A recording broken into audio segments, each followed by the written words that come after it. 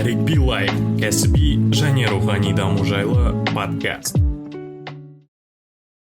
Армысыз тыңдарман, бүгін бізде кезекті подкаст және қонақта Мейірман Жаркенов деген біздің бауырымыз. Мейірман қазір біздің Астанадан қазір бізге хабарласып отыр. Мейірман, қалайсың? Қош келдің. Ассалаумағалейкум. Жақсы, бәрі жақсы, аман есен, астана ыстық, теріліп отырмын. Я, Мейірман, осы бүгін өте қызықты бір-екі тақырыптарды қозғағымыз келіп отыр. Енді мен сразу бастағым келіп отыр. Мейірман, сен өзің жалпы өзің жайлы айтып кетсең, немен айналысасың қазіргі уақытта, және жалпы қаяқтан боласың деген секілді өзің таныстырып кетсең. Есім жаңа айтып кеткендей Мейірман. Негізі мен жұмыс істейтін мамандығым сценарист. Яғни сценарий жазамын, неше түрлі. Басында егер де сценарий ол сериалдар болса, кейін интернетке өшіп, интернетті вайнерлармен, кейін тағы да блогерлармен, актерлармен жұмыс істеп жатырмыз да. Кейін мен YouTube желісінде Нагамеш деген бағдарламамыз бар. Балалармен бірігіп ашқан, кейін өзім жалғыз ашып жүргізіп жатқан Қазақстан тарих туралы проект Тарих Марих. Соны жүргіземін. Жалпы өзің сен Павлодардан боласың, иә? Өзім Павлодардан боламын, Павлодардың тумасы. Жамбыл деген ауыл бар. Мен енді бар ғой, сенің барлық проекттерінен енді ерекше өзіме ұнаған, енді ерекше өзім қараған сол Тарих Марих болды, рас керек. Өйткені расымен бұл енді Қазақстанда жоқ контенттің бірі десе болады. Бізде мүлдем игнор жасалатын темалардың бірі, яғни ол бағанағы educational content дейді ғой. Мен сен қарап шықтым, өте енді күшті жасалған, өте бір қызық форматта. И маған қызық енді, сен бұндай шешімге қалай келдің? Яғни саған бұл о баста бір мысалы тарих қызық болды да сен бір проблеманы түсіндің бе, әлде білмеймін, осы келу жолың қалай болды болған? Негізі о бастан мектеп кезінен маған тарих қызық болған негізі. Сол қызықшылық ары қарай сценарист болған кезде өзіме не қызықты, сол туралы бір бағдарлама жасағым келді. Кейін әрбір сценаристің өзінің бір ызасы болады. Яғни халыққа деген ызасы болады. Сол ызасын қолданып, ол белгілі бір проект ашады. Менің ызам ол қазақтардың өзінің тарихын білмеу. Яғни көптеген қазақтар өзінің кеудесін соғып, мен қазақпын дейді, бірақ та өзінің тарихын білмей жатады. Ол деген мен оны кінәлаған емес, тек қана оны осылай қазақ халқын кішкене өзінің кішкентай да болсын үлесін қосып дамыту болған. Және де осындай тарих жөнінде бағдарлама, осындай арна ашуға бел будым. Яғни сенің ойынша қалай ойлайсың өзің? Сенің осы проекттің ашуың жалпы мектеп қабырғасындағы тарихтың өте, білмеймін, дұрыс емес шығар, бірақ эффективно дейді ғой, тиімді өтпейтін байқау бір белгісінің бірі. Өйткені енді көбіміз тарихты сол 11-ші класста сол ОБТ тапсырар кезде үйренеді, енді рас керек. Өзім көз көп көрдім, балалар сол үшін ғана үйретеді. Және мысалы мектептегі бағанағы тарихты үйрену енді мүлдем басқа мәселе. Ол жерде біз, білмеймін, бір сухой факттарды жаттаймыз, бір даталарды жаттаймыз, бірақ бізге, білмеймін, өзім жеке байқауым бір аналитика жоқ, басқадағыдай бір осы тарихымыз, жалпы тарихты білеміз да, бірақ тарихтың неге олай болғанын білмейміз деген секілді сондай бір проблемалы бар. Жалпы сен тарихты мектептегі жалпы тарихтың қандай проблемаларын көптісін бізде мектептегі үйретуді жалпы жолын? Негізі мен қазіргі кезде бағдарламалы шығарылымдарды дайындаған кезде қазақша да орысша да оқимын. Қазақша оқушыларға арналған қазақша кітаптарды және оқушыларға арналған орысша кітаптарды. Мұнда екі кітапта айырмашылығы бар. Қазақша мен орысшада. Қазақшада бәрі хронологиямен жазылса, орысша кітаптарда хронологиясыз жазылған. Яғни ол қалай? Басында орысша кітаптарда басында 15-ші ғасырға кетеді, кейін 14-ші ғасырға көшеді. Қайтадан 16-ші ғасырға көшеді. Солай. Кішкене секіріп отырады темалардан орысша кітапта. Қазақшада ондай жоқ. Оның бәрі хронологияда қалай болды тарихымызда, солай кетіп бара жатады қазақша кітаптарда. Бірақ та бір кемшілік бар. Түсіндірген кезде әрбір тақырыпты жеке түсіндіреді. Яғни тарихты біз қалай түсінеміз? Жалпы осылай үстіне қарай шығып үстінен қараған кезде бәрі алақандағыдай болу керек. Бірақ та жалпылама түсіндіру керек, иә, ал бізде кітапты оқыған кезде мысалы үшін Әбілқайыр хандығы дейді да, келесі мысалы үшін Ноғай ордасы бір хандығы туралы түсіндіреді. Ол екі жақтан екі тақырып түсіндіреді. Сондағысы оқушы осылай оқыған кезде анау басқа бөлек, мынау басқа бөлек секілді оқылады. Яғни солай ол оны қабылдайды. Ал егер де жалпы былай кішкене түсіндіріп, карталар кішкене нақты болса, яғни карталарда нақты сызылмаған, картада дұрыс көрсетілмеген, дұрыс жеткізбеген сол кітаптарда. Яғни оқыған кезде түсінбейсің, оның бәрі бір уақытта келе жатқан. Мысалға үшін нені алатын болсақ, Алашорданы алатын болсақ, кейін Алашорда деген ол 9-шы сыныптың тарихы ма? 9-шы сыныптың тарихы ғой деймін. Сонда түсіндіріледі бас кезінде 50 бет па солай. Кейін қазақ халқының көрнекті мысалы үшін көрнекті тұлғаларды түсіндіреді. Мысалы үшін сол жақта Әміре Қашаубаев туралы айтады да, Алашорданы мысалы үшін басқа бір жеке Әлихан Бөкейханов, тағы да басқа біздің көрнекті адамдарымыз туралы айтады. Бірақ та оны екі жерден оқыған кезде олар екеуі екі уақытта өмір сүрген секілді болды. Контексті бөлек, контексті бөлек. Шын мәнінде олар бір-бірімен араласты ғой. Олар бір-бірімен араласты, бір-бірімен сөйлесті. Кейін мысалы үшін Амангелді Имановты алатын болсақ, Амангелді Имановтың темасы ұлт-азаттық көтерілісі айтылғанда, Алашордада мысалы үшін Амангелді Иманов туралы айтылмаған. Ол екеуі екі бөлек ұйым секілді болып кетеді, бір-бірімен қарым-қатынас жасамаған. Яғни қызықсыз болып кетеді. Сен жеке ананы оқисың, жеке мынаны оқисың. Ал егер де кішкене біріктіріп, материалды кішкене өзгертсе, мысалы үшін Алашорда пайда болған кезде Амангелді Иманов былай істеді. Ол неге солай істеді? Өйткені мынау былай істеді да, оған бір-біріне қарама-қайшы болды. Кейін олар былай болды деп түсіндірсе кішкене, қарапайым тілмен түсіндіріп, бір-бірімен байланыстырып, сонда тарих кішкене қызық болушы еді. Ал бізде Амангелді Иманов былай істеді, бітті. Алашорда былай істеді, бітті. Яғни бір-бірімен байланыстырмайды кітаптарда. Ол тек қазақша кітаптардың мазмұны ма? Яғни сен бағана айттың, орысша кітаптар бар және қазақша кітаптар бар дедің, иә? Екеуінде де солай. Екеуі сондай да? Екеуі. Бірақ та қазақша, Қазақстан тарихы жеңілірек жазылған орысшаға қарағанда. Мысалы, біз бағанағы проблеманы айтып өттік, яғни мысалы біз бір контекст емес, яғни жеке аламыз, бірақ бір жалпылама бір ақпаратты беріп түсіндіріп бермейміз, иә? Сол жалпы сонда біз шешім ретінде бағанағы кітаптың жазылу форматын өзгертуіміз керек пе? Яғни мектептегі өзің қалай ойлайсың, қандай шешу жолдары бар осының? Иә, форматты өзгерту керек. Мүмкін тағы да үстінен тағы бір карталар ашу керек шығар, мүмкін. Иә, мысалы үшін карталар өте аз мектеп бағдарламасында, түсінбейсің қай жерде не болып жатқанын. Кейін жеке бір хрестоматияны кішкене инновация жасаймыз ба хрестоматияларға. Біздің хрестоматияда құр официальный документтер ғана жиналған. Приказдар, анау ол әрине мектеп оқушыларына қызық емес, ондай документтерді оқып отырып. Ол тарихпен айналысатын адамдарға қызық. Егер де хрестоматия оның бәрін біріктіріп түсіндірсе, ол жағынан жеңіл болады. ЕНТ-ға дайындалу да жеңілірек болады, солай жазса кішкене қосып. Яғни жеке бір кітап шығарса, мысалы үшін тақырып бойынша түсіндіріледі. Және де жеке хрестоматияда біріктіріп түсіндірсе, ол кезде оқушыларға жеңіл болушы еді. Кішкене логика болушы еді оқушыларда. Мынау былай болды, значит, мынау былай. Қызық екен деп. Сол үшін хрестоматияны бізге өзгерту керек. Мейірбан, жалпы мысалда бізде енді әртүрлі лагерлер бар да бұған келген кезде. Яғни бір адамдар айтады, мен оқымадым, маған қызық болмады. Екіншілер айтады, маған бұл қызық емес, бұл маған еш пайдасы жоқ деген секілді. Жалпы өзіңе қалай жауап бере аласың? Тарихты біз не үшін үйренуіміз керек? Жалпы қазақ халқы ретінде.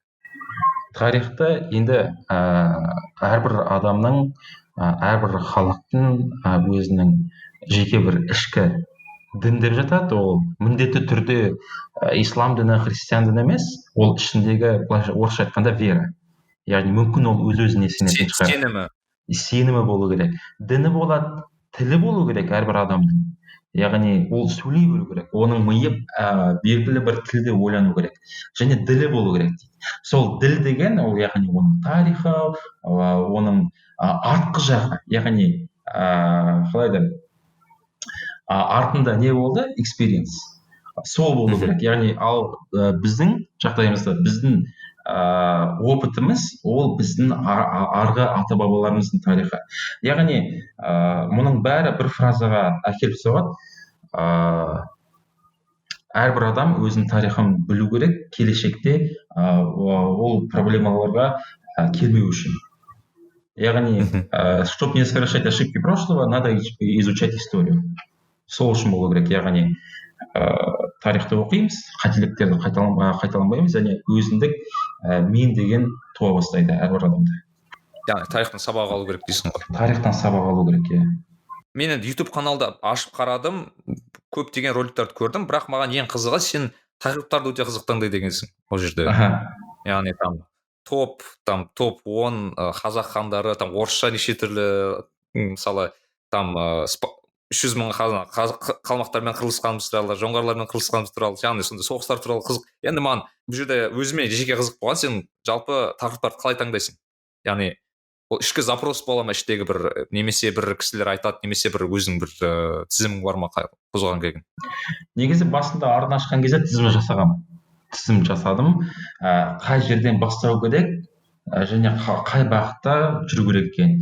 Ең басында кішкене бірінші шығарылымдар, олар біріншіден қызықты заголовок болу керек, просмотр жинау үшін. Просмотр болмаса мен кімге түсіндіремін? 500 халыққа түсіндіре алмаймын ғой, мысалы үшін көп халық. Сол үшін просмотр болу үшін қызықты темаларды қозғайсың. Екіншіден ауқымды темаларды болу керек, яғни үлкен темаларды. Яғни қазақ хандығы қайдан пайда болды, Қазақстан неге үлкен деген бірінші 2 шығарылым болды. Яғни ол әрбір адамда ондай сұрақ болған. Яғни мүмкін күнде емес, ол өз-өзіне қойып отырған, жылына бір рет, сол үшін басқа бір елден бір адам келеді, Қазақстан үлкен екен, неге үлкен десе, әрбір адам ойланып қалады. Соны түсіндіру үшін, яғни оны кликбейт деп айтады, кликбейтіне кішкене бағдарлама ашу керек. Үшіншіден оның хронология жағынан дұрыс болу керек. Яғни басында мен қазақ хандығының құрылуы туралы жаздым, екіншісі Қазақстан неге үлкен деген. Хронология бойынша ол бір-бірін жалғастырады. Кейін мен топ 10 деп алдым. Ол неге мен топ 10 правителей Қазақстана деп алдым? Ол қысқаша шолу арнада не болады екен. Яғни 3-ші шығарылым, 4-ші шығарылым, ол деген трейлер всего канала дейді ғой. Яғни 10 ханды көрді, адамдарда қызығушылық пайда болды. Мына ханның ішінде де, мына ханның кезінде де болған, мына ханның кезінде болған. Үшіншісін соны таңдадым.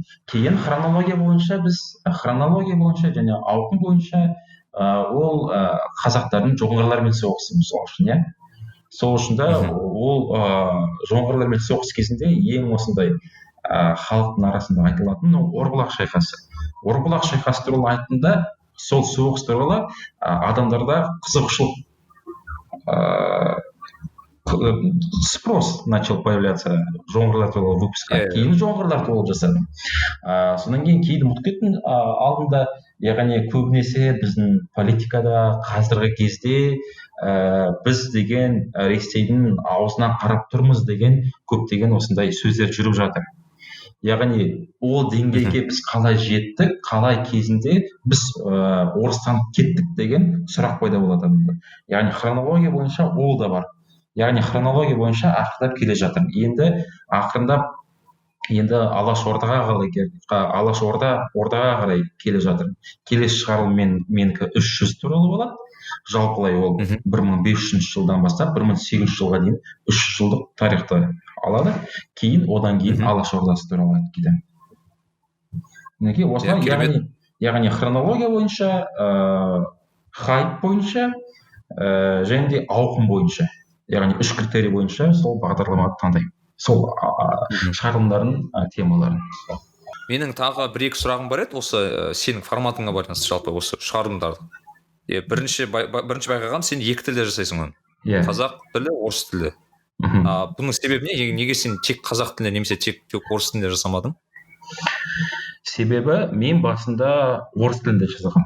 3 шығарылым орыс тілінде жасалған. Ол алдын ала ойланған негізі қадам. Сол қадамға алдын ала ойланып 3 шығарылым орысша жасайын, кейін қазақша шығара бастайын деген ой болған. Неге? Себебі қазақ аудиториясының арасында тарих туралы әзілдеуге болмайды деген пікір жүреді. Енді тарих туралы бір әзіл тастасаң, ойбай, немене сен біздің азабымызды мазақ қылдырып тұрсың ба деген комменттер өте көп болушы еді. Ол бірінші орысша жазғанда сондай комменттер де көп болған. Кейін яғни аудиторияны үйрету кішкене. Яғни мен оны мазақ қылдырған жоқпын, тек қана қызықты формат түрде түсіндіріп тұрмын. Яғни сол үшін басында орысша жасадым. Кішкене солай проект бастан кезден өшіп қалмау үшін, яғни поддержка болу үшін басында орысша жасадым, кейін қазақша да жасау керек.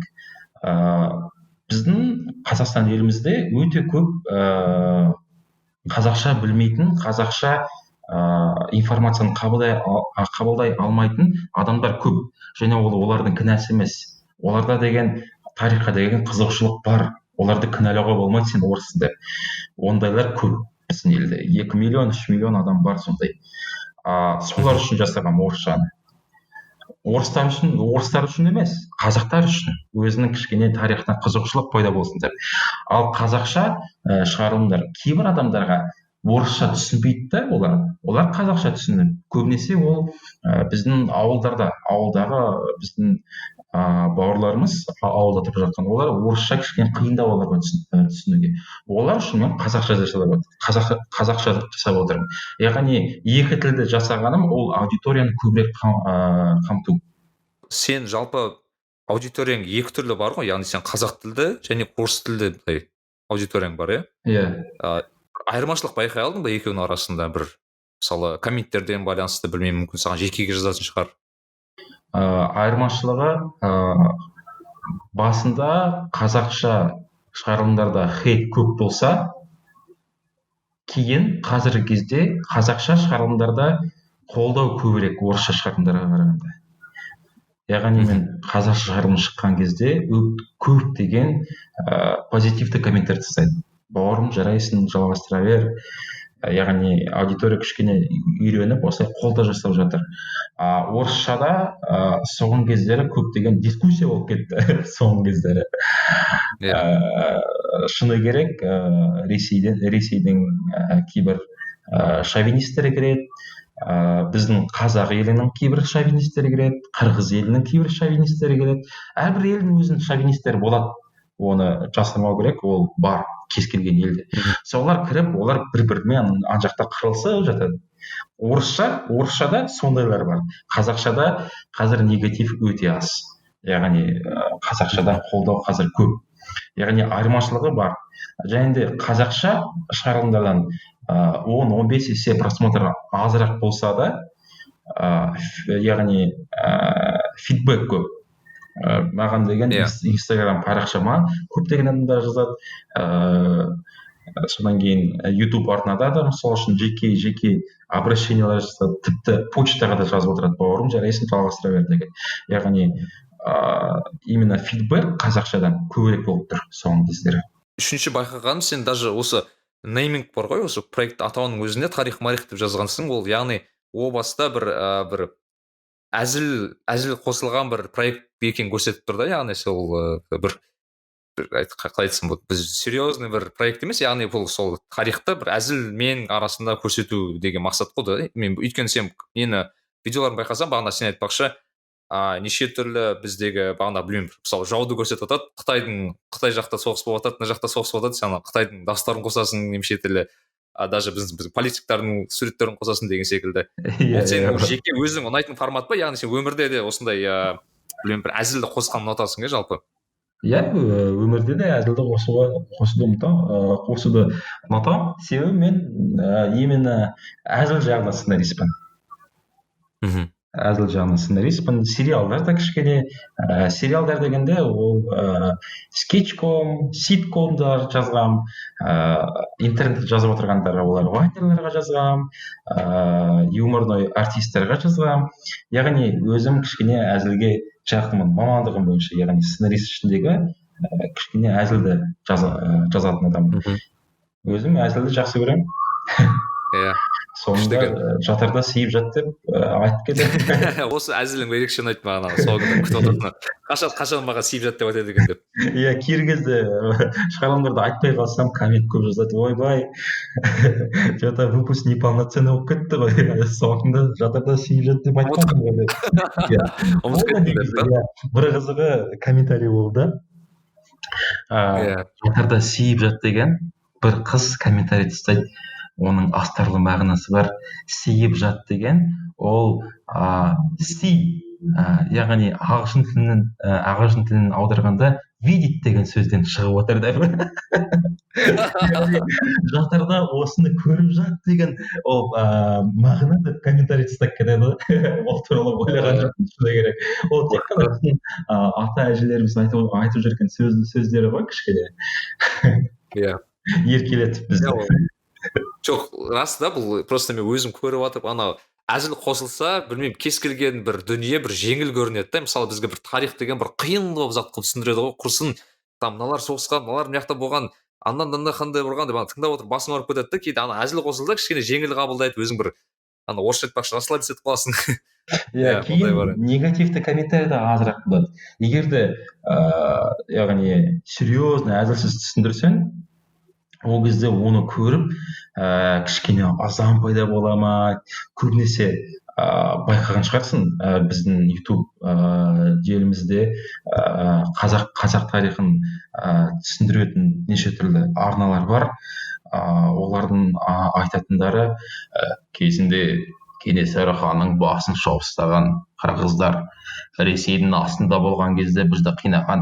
Олар айтқан, егер де қазақтар өзінің тарихын білсе, үстіне көтеріледі, сол бізді қазір көтермей жатыр деп. Яғни бір нәрсеге олар настраивать етіп жатқан секілді. Содан кейін соны көрген адам тұрады да, мен осындай қазақпын, шам, айран бәрін нетемін деп. Сол кішкене негативті эмоцияда тұрады да анау. Көрші орыс болып, шовинистер де пайда болуы мүмкін осылай негізі, да? Иә, шовинистер пайда болуы мүмкін. Егер де әзілмен түсіндірсең, мысалы үшін, міне осылай болды, қазақтар бөлінді, сол үшін осылай болды. Орыстар, осындай жағдайлар болды, бірақ та ол осылай болды. Сен кішкене жеңіл түсіндіреді да, кейін шыққан кезде, осылай болды екен ғой, қой, оны жасамау керек деген мақсатым солай. Яғни адам тұрған кезде негативті эмоция болмау керек, шовинистік басқа адамдарға қатынасты. Алдында сенің осы бір белгілі бір тақырыпты алғаннан кейін сен зерттеу туралы айтыпсың, яғни қалай зерттеймін деген, сол жайлы сөйлескім келген. Яғни сен белгілі бір кітаптарды оқисың, білімше сен мысалы мектептегі мысалы 7-ші класстан 11-ші классқа дейін сыныпқа дейін осы бәрін кітаптарды аласың, кейін там бөлек документтерді немесе кітаптар оқисың. Жалпы соларға келсе қандай кітаптарды зерттеу болсаң, яғни ресерч кезінде қандай нелерге қарайсың? Дерек көздерге. Ең басында ол әрине біздің мектеп бағдарламасы. Яғни оның оқушы көрген кезде ол шатаспау керек. Ойбай, біздің мектепте басқа айтты ғой деп. Яғни қазіргі кезде қазіргі 7-ші сынып қалай оқып жатса, сол материалды басына негізделе отырып, сол материалға негізделе отырып жасаймын. Екіншісі, ол жақта информация енді аз ғой. Информация аз және ол жақта кішкене бір жақты. Яғни Қазақстан ішіндегі арналған Қазақстан тарихы, кейін алатын сол кітаптың артында пайдаланған материалдар деген бар. Сол пайдаланған материалда соның первоисточниктері бар, соның басқа да ссылка жасалған кітаптары бар. Сол арқылы кетемін, яғни ол тарихи Рашиди болады, кейін мысалы үшін Анна Юннан жазылған хаты болады, немесе кейбір дастандар болып жатады, соларды алып оқимын. соларды алып зерттеймін, оқимын. Кейін мысалы үшін Әлихан Бөкейханның кішкене материалдарын қараймын. Содан кейін Ермұхан Бөкейхан деген бар, қазір қателеспесем. Ермұхан Бекмаханов. Ермұхан Бекмаханов деген біздің тарихшымыз бар. Соның Қазақстан в середине 18 века деген кітабы бар. Соны алып оқимын міндетті түрде. Кейін қызық болғандықтан Ресейде оқып жатқан мектеп бағдарламасын қараймын. Қырғызстанда оқытып жатқан қырғыздардың мектеп бағдарламасын қарап, салыстырып түрде, яғни оның барлық материалдан бір өзінің логикалық түрде шығарған бір материалды аламын. Яғни жан-жақты тек қана Қазақстанда емес, сонымен қатар Ресейде не жазылған, Қырғызстанда не жазылған, кейін тіпті сол шовинистік арналарды да қараймын. Ол жақта да кейбір документтерге ссылка бола жатады. Мысалы үшін Олег Петренко деген канал бар. Ол жақта қазақ халқын мақтайды, бір орыс жігіт бар, қазақ халқын мақтайды әрқашанда.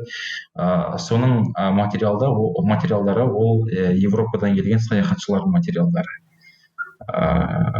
Сол материалдарды алып оқимын мен. Яғни жан-жақтан. Енді Мейірман қара, мысалы мынандай бір сөз бар ғой, историю пишут победители деген бір сөз бар ғой, жақсы айтылған. Бұл мысалы сен айттың ғой, мысалы ресейлік немесе қырғыз елінің деректі кітаптарын оқимын деген секілді. Жалпы тарих деген ол математика емес, яғни белгілі қатып қалған дүние жоқ, әркім қалай жасайды, сол қалай ыңғайына байланысты жазу мүмкін да. Сен сондай айырмашылық байқадың, мысалы ресейлік кітаптарды оқыған кезде және біздің кітаптарды оқыған кезде айырмашылық бар екен. Қандай айырмашылықтар болды көбінесе? Бар. Мысалы үшін Ресейдің тарихын алған кезде мұнда Алтын Орданың кезін кішкене басқалай көрсетеді. Алтын Орданың кезін олар көбінесе олардың көтерілістері туралы, Ресей халқы қалай бірге жиналған туралы жазылады. Тіпті бір шайқас болса, сол шайқаста, яғни сол кезіндегі Киев Русі неге жеңіліп қалды деген кезде олар мысалы үшін ойбай жай ғана монголо-татарская егінің кезінде олар көп болды деп жазады. Мысалы үшін ол деген кішкене ол жағынан жазады, яғни олар келді, бізді жаулап алды, бірақ та біз оған көнген жоқпыз. Ақырындап күш жинадық та кейін оларды шығарып тастадық деп жазады. Қазақстан тарихында мысалы үшін Ресей халқына келген кезде, жоңғарлар келген кезде Қазақстан тарихта солай жазылады. Олар бізді жаулап алды емес, біз кішкене әлсізденіп, күш жинап, кейін өзіміздің батырлығымызды көрсетіп, оларды апарып тастады деп соған акцент береді.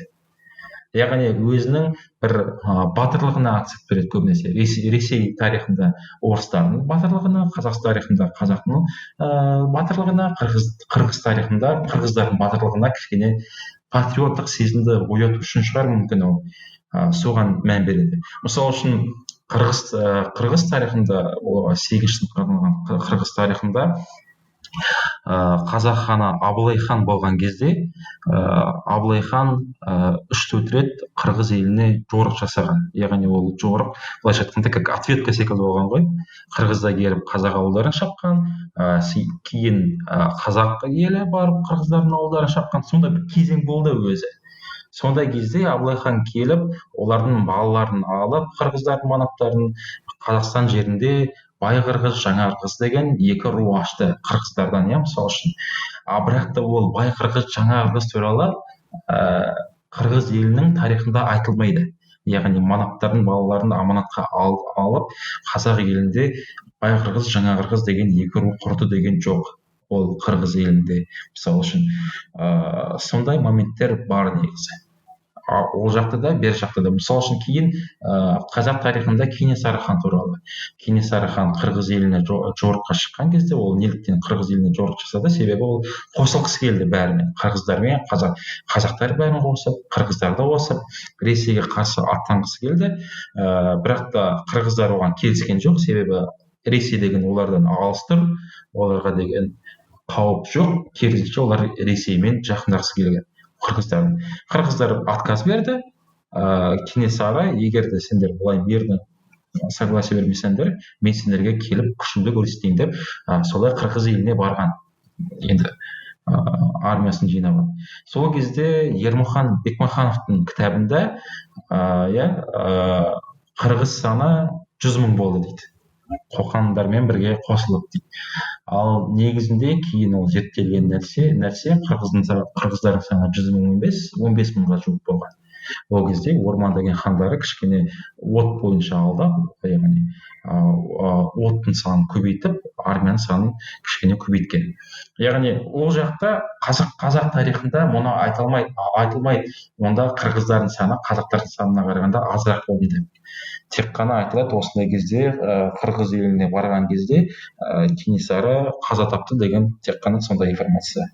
Мысалы мен сенің Кенесары хан туралы неңде видеоңда сол көрген едім. Яғни сен бағанағы қырғыздардың енді сатқындық емес шығар, енді білмеймін не екенін, бірақ мысалы қырғыздардың осылай бір келісе алмауына шыққан, мысалы Кенесарыны кішкене басын алып деген секілді сондай бір ол жағынан кішкене айтып кеткен. Мен қырғыздардың саны 100.000 болды деп айттым ол шығарылымда.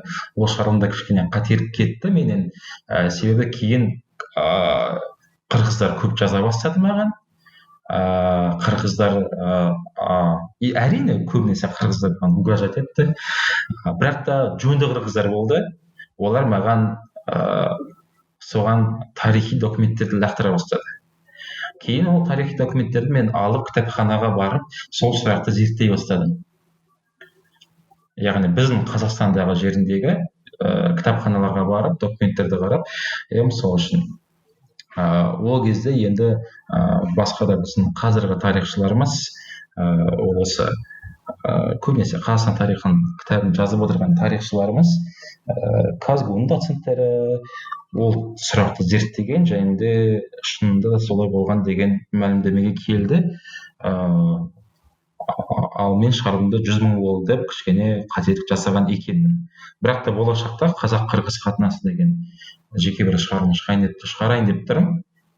Сол кезде бәрін дұрыстап түсіндіремін. Мұнда деген ол деген қазақтардың кінәсі жоқ, қырғыздардың кінәсі жоқ, тек қана сондай политический ситуация болып қалды.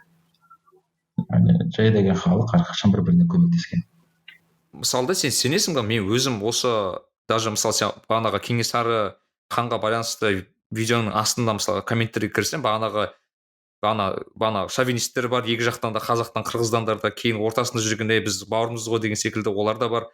Жалпы тарих деген кейде бағанағы пропаганданың бір нелер болып көрінеді кейде мағаншы. Ондай бар. Инструменттер кішкене, өйткені мысалы тарихта қалай жазсаң халық солай қабылдайды да, кейін бағанағыдай бұлар сатқын екен, бұлар біздің жау екен деген секілді бағанағы отношение көзқарас өзгеріп кетеді да, сөйтіп кейін мысалы даже туыс халықтың өзіне мысалы осындай болып жатады. Ондай бар, ондай байқалады. Сол қателіктерге кішкене баспауына, бұл қателіктер жасамауға кішкене тырысамын енді ол жағынан. Сол үшін де мысалы үшін Кенесары туралы шығарылым жазған кезде ол жағдайды айтпай тұрып, мысалы үшін Кенесарының басы туралы айтпай тұрған кезде мен алдында шығарып кеттім. Ол тек қана тарих, осы жерден ешқандай мін іздеп отырмаңдар деп алдында осындай печат етіп жазып қойған. Яғни кішкене сондай моменттерді сглаживать ету үшін. Бірақ та дисклеймер дей ма? Дисклеймер сондай тұрды. Қазақ-қырғыз бір туған, сол үшін комменттерді алыспаңдар. Сондай жасап қойдым. Тарихи кітаптарды оқыған кезде ондайлар енді байқалады. Тарихи кітаптарды оқыған кезде тек қана бір нәрсе ұқтым. Қарапайым халық әрқашан бір-біріне көмектескен екен. Жай ғана қарапайым халық. Ал жоғары жақтағы адамдарда ол жақта енді ұрсыс керістер болып отырған екен. Ал қарапайым халық әрқашан аш қырғыз қазаққа келсе, қазақ оған нан бөліскен. Аш қазақ қырғыздарға келсе, ол оған нан беріп бөліскен екен. иә, әрине. Осындай ойға келдім. Бұл бар енді. Сен соңғы рет есіңде болса бір осы шығарылым жасау үшін 2-3 апта уақыт кетеді дедің, иә? Иә, Яғни зерттеу, ол кейін жазу, монтаждау, шығару деген секілді. иә. Қиын емес пе жалпы? Өйткені мен байқасам видеоң аз емес. Сен қаншалықты көп уақыт бөле аласың бұған? Осының бәріне. Енді оңай жұмыс болмайды ғой. Әрқашан еңбектену керек. Қиындығын түсіндіретін болсам, мен жарты жылдың ішінде 30 килограмм жинадым. Себебі спортқа деген уақыт аз қалды, дұрыс тамақтану, дұрыс тамақ пісіру дегенге кішкене аз уақыт қалды. Сол үшін де қазір арнамда кішкентай пауза бар, тағы 20 килограмм тастап дұрыс тамақтанып адам болып қалдым. Және де бас кезінде кішкене қиын болды. Бас кезінде әрқашан бастау баяу жүреді ғой бүкіл процесс бас кезінде бастаған кезде. Кейін бәрі автомат түрде опыт жиналып автомат түрде істелініп отырады. Енді ары қарай кішкене жеңіліп кетеді деген ойым бар. Себебі қазір жалғыз емеспін. Обложка жасайтын бала бар. Қазақша субтитрді кейбір подписчиктерім өздері жасайды. Кейін мысалы үшін болашақта мүмкін бір қасыма бір аниматорды алу деген ойым бар. Егер де спонсорлар тауып қалса рекламодательдер. Жалпы сен мысалы ойланбайсың ба, қайсы анау ресейлік проект бар еді ғой, осындай тарихи нелер жасайтын. Атағандай еді есімде. Юридик реклама жасаған. Иә. Яғни сондай Арзамас есіме түсті. Арзамас. Арзамас секілді мысалы мен өзім жеке байқадым, Арзамастың форматы өте күшті. Яғни ол мысалы орыстың тарихын түсіндіреді, орыстарды кішкене орысша айтпақшы стебать етеді енді. Кішкенеше мысалы бағанағы Петрді алады да, Петр осындай болған, аналар осындай болған деген секілді әртүрлі андай кішкене бір жақты біркелкі ғана түсіндірмейді да. Екіншісі бағанасы сен айтпақшы мысалы анимация жақсы жасалып, өте продакшн жағы өте күшті, бірақ ол Арзамас қанша дегенмен ол коммерческий проект мен білуімше. Ол яғни бір белгілі спонсорлар бар, рекламодатель бар деген секілді. Бірақ сен білсем бұмен онша көп не істеп жатқан жоқсың, монетизация қатты жүріп жатқан жоқ, иә? Білуімше сен кішкене бар дедің алдында, бірақ соншалықты көп емес, иә? Жарты жылда 100 мың теңге жинадым. Шешілді ақша, жуырда ғана шештім, ол 100 мың теңгеге тамақ алып, киім алып, солай қалдым. Арзамас проектімен салыстыратын болсақ, ол проектімен юридик реклама жасамай тұрып қарап отырдым. Мұнда сезіледі, яғни бұл жерде команда бар екені сезіледі, себебі аниматор басқа, озвучка басқа, сценарий жағынан да жеке сценаристер бар екені көрініп тұр Арзамас проектінде. Және де жиі шығады Арзамаста. Олар істеп етеді. Бірақ та мен Арзамастан алған жоқпын форматты. Арзамаста кішкене маған сценарий жетпейтін секілді, жетіспейтін секілді Арзамаста. Бұрынғы роликтерді, әсіресе бұрынғы роликтерді. Яғни бұның просмотр санына да алып келеді. Оларда просмотр 66 мың, 47 мың орыс тарихы туралы. Ал мировой тарих туралы ол уже миллионға кетіп бара жатады. Яғни мен бұл жерден алған жоқпын. Негізделеді. Мен негізделген арнам ол Oversimplify деген канал бар. Ағылшын каналы, ол жерден алдым. Ол жерде кәдімгідей сезіліп тұр. Профессиональный сценарист, профессиональный историк, профессиональный аниматор, профессиональный маркетолог бар екен. Арзамаста кішкене маған ұнамайды, қалай продвижение жасап жатқаны. Кішкене мемлекеттік проектке ұқсай ма, сондай бір бәлем. Ал Oversimplify көрініп тұр, кәдімгідей жұмыс істеп жатқанына профессионал. Сол арнадан мен былайша айтқанда премьерімді сол каналдан алдым. Oversimplify. Мен мынаны байқадым да, мысалы Арзамаспен салыстырсақ, сенің анау көрсетілімдерің, яғни просмотрлар, сенде қайда жоғары негізі? Көп видеолардан байқаймын. Яғни бұл сенің ойыңша қалай? Бұл жалпы біздің қазақ халқының қазір жанданып, өз тарихын өздері зерттегісі келіп болып жатқаны ма, әлде бұл тек манағыдай осындай контенттің жоқ болуының себебінен ба? ол ең әуелі әрине қазақ халқының тарихы деген қызығушылығы. Қазіргі кезде бұрында қазақтарда өзінің қазақ тарихы деген болған жоқ. Мысалы үшін менің ата анам айтады, кезінде Қазақстан тарихын оқыған кезде тек қана КСРО кезінде оқығанбыз дейді, КСРО кезі туралы. Ал қазіргі кезде пайда болғаннан кейін қазақ халқы өзі ізденеді, не болды, не болған жоқ соның бәрі.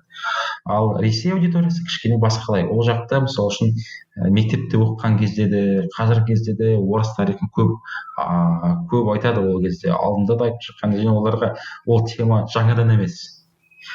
Ол ең әуелі, ең бірінші басты причинасы ол арзамастың неге солай азырақ просмотр жинап отқаны.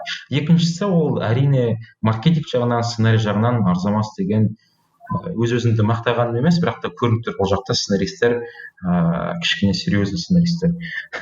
Яғни интернетте жүрмеген сценаристер ол жақта.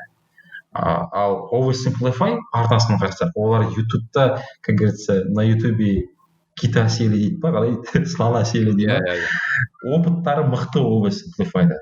Ол жақта ютубта, интернетте адамдар қалай отырады, қалай қабылдайды екені Oversimplify'да көрініп тұр. Яғни мықты маркетологтар, мықты сценаристер жұмыс істеген. Арзамаста кішкене әлсіздеу, юмор да әлсіздеу, графикасы да кішкене әлсіздеу. Иә.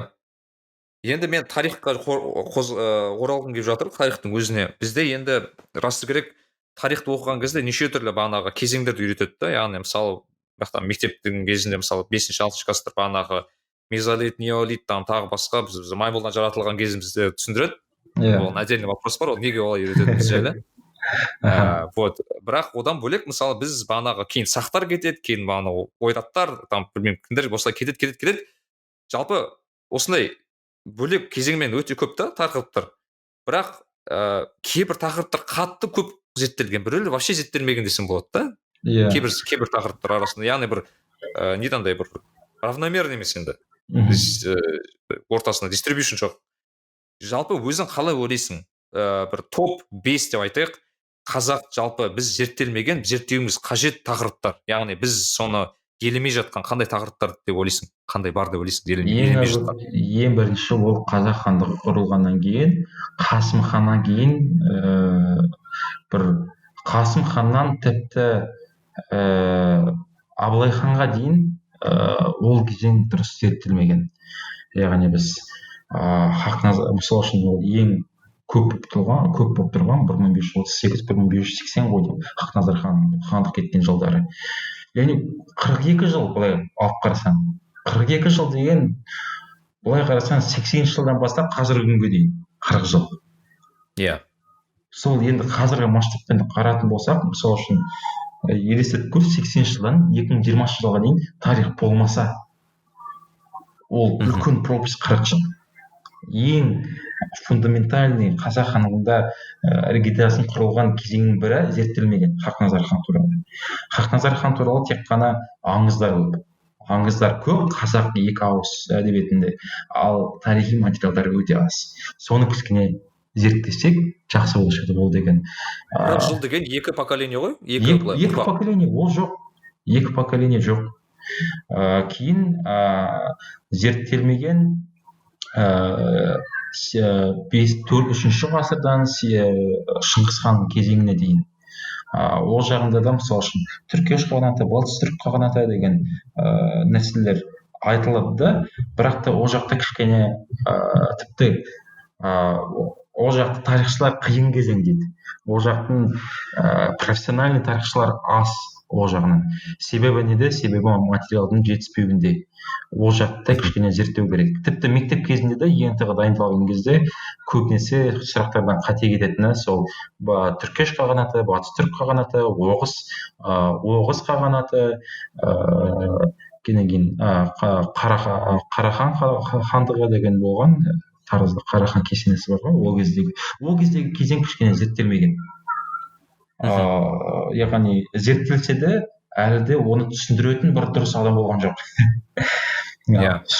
Сол жақ жоқ. Екінші кезең, үшінші кезеңді алатын болсақ, дұрыс зерттелмеген мысалы үшін үшінші орынға мен ұлт азаттық көтеріліс, алаш орданың пайда болғаны деп айта аламын бір жақын кездері. Материалдар көп болса да әлі дұрыс айтылмаған, мүмкін ішінде әлі политика да қалып қойған шығар, ол кез әлі де халыққа жеткізбей жатыр дұрыстап. дерек көздері де андай Ресейде деген секілді емес пе бұл жерде? Иә, сондай кішкене әлі жасырынып тұрған материалдар секілді менің ойымша ол кезең. Тіпті қазір де мен мысалы үшін алаш орда туралы жасайын деп жатырмын, бірақ та кішкене официальный документтер көп та, абылай жазылған кітаптар кішкене аздау болып тұр. Бір ашығын айтпай жатқан секілді, кішкене ашылмай жатқан секілді ол тема. Төртінші тема не еді? Ол Шыңғыс хан кезіндегі қазақ хандығы не болды? Яғни мұнда қазақ хандығы емес, қазақ халқы не болды? Шыңғыс хан кезінде мысалы үшін неше түрлі мемлекеттер туралы айтылады, иә. Ақ орда, яғни біз қазақ хандығы деген ақ орданың несі ғой, преемниктеріміз ғой ақ орданың, тіпті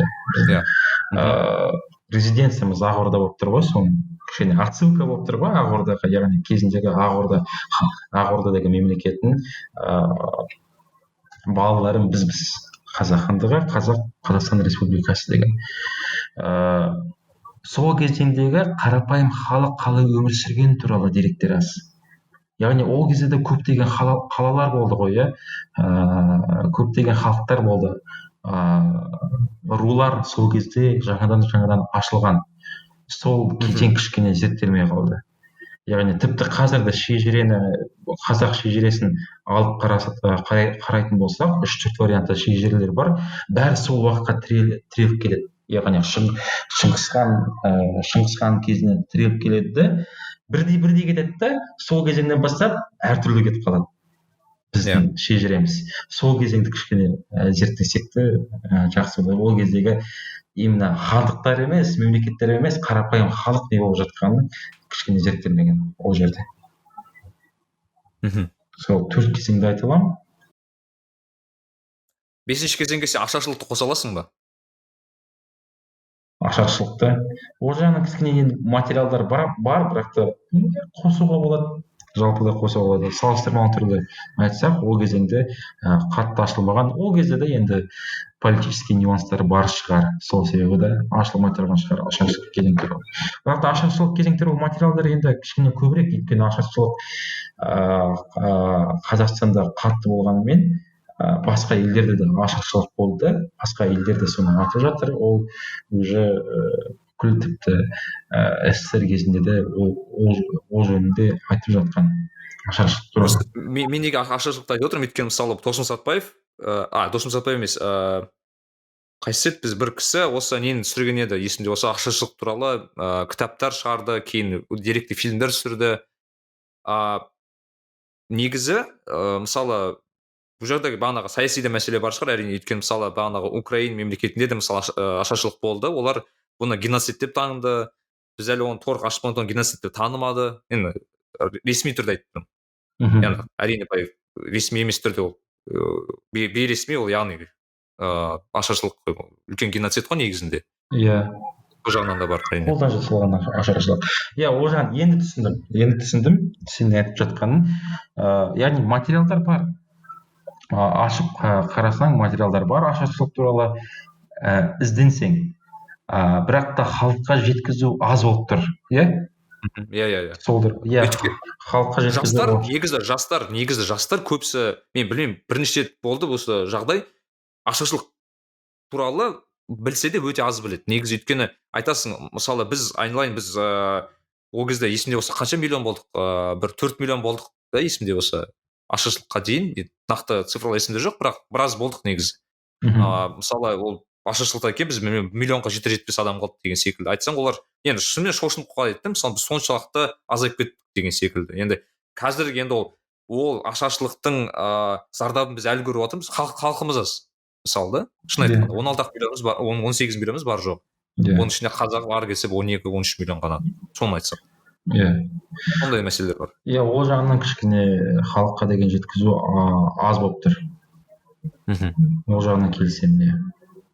Енді қара, мысалы да бізде мен өзім жеке ерекше ойландыратын зат, бізде қазақ этномы деген этнонимі бар, яғни мысалы қара, бізде қазір қазақ репаблик деген сияқты брендтер шыға бастады, иә. байқасаң қазақ репабликтің брендіне олар established деп ана қазақ хандығының нөмірін жазып қойды, ол мысалы 1965 жылы жазып қойды. Иә. Қазақ, жалпы қазақ 1965. Және басқа момент бар, мысалы бізде әсіресе мына діни көзқараспен айтқан кезде мысалы бізде кейбір националисттер бар, айтады, біз қазақтар мұсылман болғанбыз, біз шовинистпін ғой, біз тенгриан болғанбыз дейді. Яғни былай тарихи жағынан ойланып қарасақ, бұлар вообще екі түрлі қазақ туралы сөйлесіп отыр да, өйткені 1465 жылдағы қазақ ол мұсылман, дұрыс па? Ол яғни ол кәдімгі мұсылман болған адамдар. Ал ол тенгрианство деген ол құдай, ол қаншасыншы ғасыр екенін даже точно білмейді ешкім. Мысалы білмеймін, 7-8, ол даже мысалы Қазақстан есімде Қарахан мемлекеті қай жылдар болды? 9-8 ғасыр, иә? Кейінірек болды Қарахан. Иә, кейінірек болды. Иә. Мен айтып тұрғаны, бағанағы олардың қазақ деп отқаны мен мыналардың қазағы екі түрлі қазақ та. Яғни бұл жерде мынандай сұрақ пайда болады. Қай қазақты біз қазақ деп санаймыз? Яғни біз қазақ деп 1465 жылдан басталамыз ба? Әлде бағанағы тенгір кішкене сол зороастризмге жақын кездерімізді аламыз ба деген сияқты. Өзің қалай ойлайсың жалпы осы жайлы? Былай логикалық түрде айтатын болсақ, қалай мысалы үшін белгілі бір адам бар. Мысалы үшін мен көбінесе солай ойластырамын. Мысалы үшін 1464 жыл дейік. Бір 25 жастағы жігіт бар дейік. Сонда ол 1400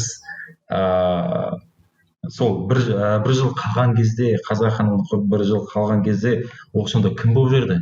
Ол сонда мен қазақпын деп айтпаған ба? Ол мен кім деп айтқан? Яғни мұнда көріп тұрғанымыз қазақ хандығының құрылуы ол тек қана ондай уақыт келген деген мағына.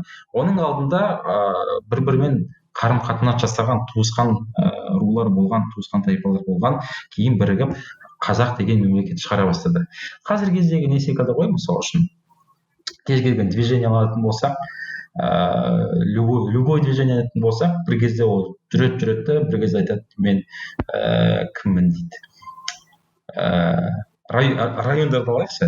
Мысалы үшін мен Павлодарда өстім, келе жатады да, спокойно жүреді. 13-14-ке келеді да, өскен кезде, есейген кезде райондарға бөлінеді да, мен Тулпарский, мен Каскрайский деп бөліне бастайды. Иә.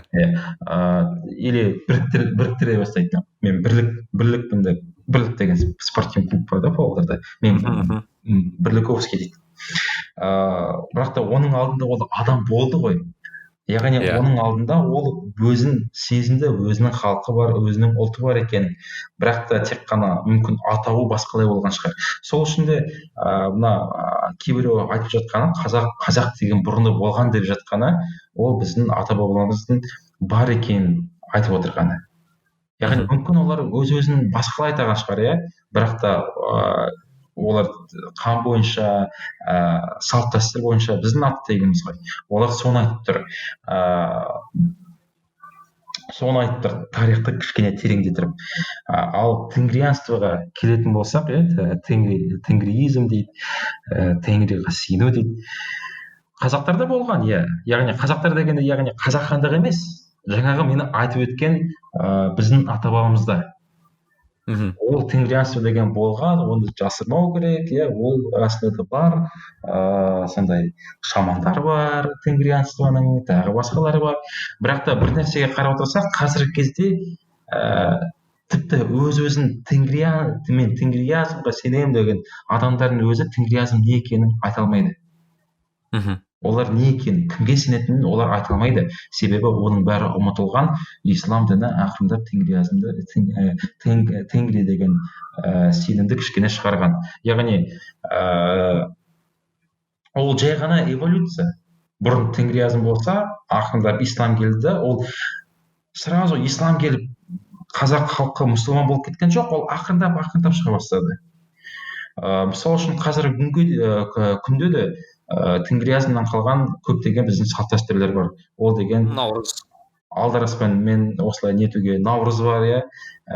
Көбінесе болатын ол наурыз және отқа сенушілік деген кішкене қалғанда, бірақ та біз отқа сенушілік деген отқа уже нетпейміз. Құлшылық етпейміз деген сияқты. Құлшылық етпейміз, тек қана обряд қалған. Көз тисе аластау деген бар ғой. аластап деген секілді тіпті кейбіреу айтып жатады, бірақ та өзім әлі зерттеген жоқпын. Қырқынан шығару жетісі деген ол жақтан қалған деген пікірлер бар, бірақ та оны мен әлі зерттеген жоқпын, нақты айта алмаймын. Мхм. Жалпы сондай нәрселер қалады, ол ақырындап шыға бастайды. Мысалы үшін тіпті 20 жыл бұрын біздің мамаларымыз отпен көп алыстайтын болса, қазіргі кезде ондай азайған. Көбінесе қазір ауырсақ дәрі ішеміз, дәрігерге барамыз, витамин жейміз, солай отпен алыстайтындар кішкене қалған. Ақырындап осылай шығарылады тенгризм. Тенгризм ұмытылған, ол бірақ ол ешқашанда қайтадан шықпайды. Себебі қазіргі кезде әлемде бірде-бір тенгринизмді ұстап тұрған адам жоқ. Тек қана олар аты ғана бар да, ал ішкі жаны жоқ тенгризмнің. Яғни олар өздері білмейді қалай. Олардың нақты бір общий бір мақсаты жоқ, общий бір сенетін нәрсесі жоқ. Олар өздері білмейді. Мен ол жағын неден білемін, себебі тенгризм туралы көптеген енді көп зерттеген жоқпын, бірақ та документальный фильмдері бар, тіпті соған сенетін адамдармен де сөйлестім, сол жағынан біліп отырмын мен неге қазір сондай болып жатыр. Ал оған сенетіндер комменттерді байқаған шығарсың, тарихта мысалы үшін комменттерде көптеген тенгризм туралы айтып жатады. Ол тек қана тарихты кішкене углублить дейді ғой, тереңдету, тарихты тереңдету үшін жазады, кішкене өз-өзін білмеймін, бір күштірек сезіну үшін ба, сол үшін соған сене бастайды өздері. Жалпы осы дін мәселесінде соңғы сұрақ, мысалы қара, бізде бұл енді тарихқа тікелей байланысты да, өйткені бізде енді қазір дін мәселесінде көтеріп отырық. Бағанағы енді біз қанша дегенмен 70 жыл атеизмде өмір сүрдік, енді қанша дегенмен қайтадан өзіміздің дін исламға қайтып келді, енді қазақтарды айтып тұрмын әрине бұл жерде. Бұл жердегі мәселе, мысалы бізде бағанағы совет үкіметінен кішкене сол совет үкіметінің несінен қалып қалған адамдар да бар да, әлі күнге дейін жас балалардың арасында да бар. Мысалы айтады, мысалы дін дейді да, ол арабтың діні, ананың діні, мынаның діні, короче, ол қазақтың болған, бітенгір бағанағы мен айтқан сөз айтады.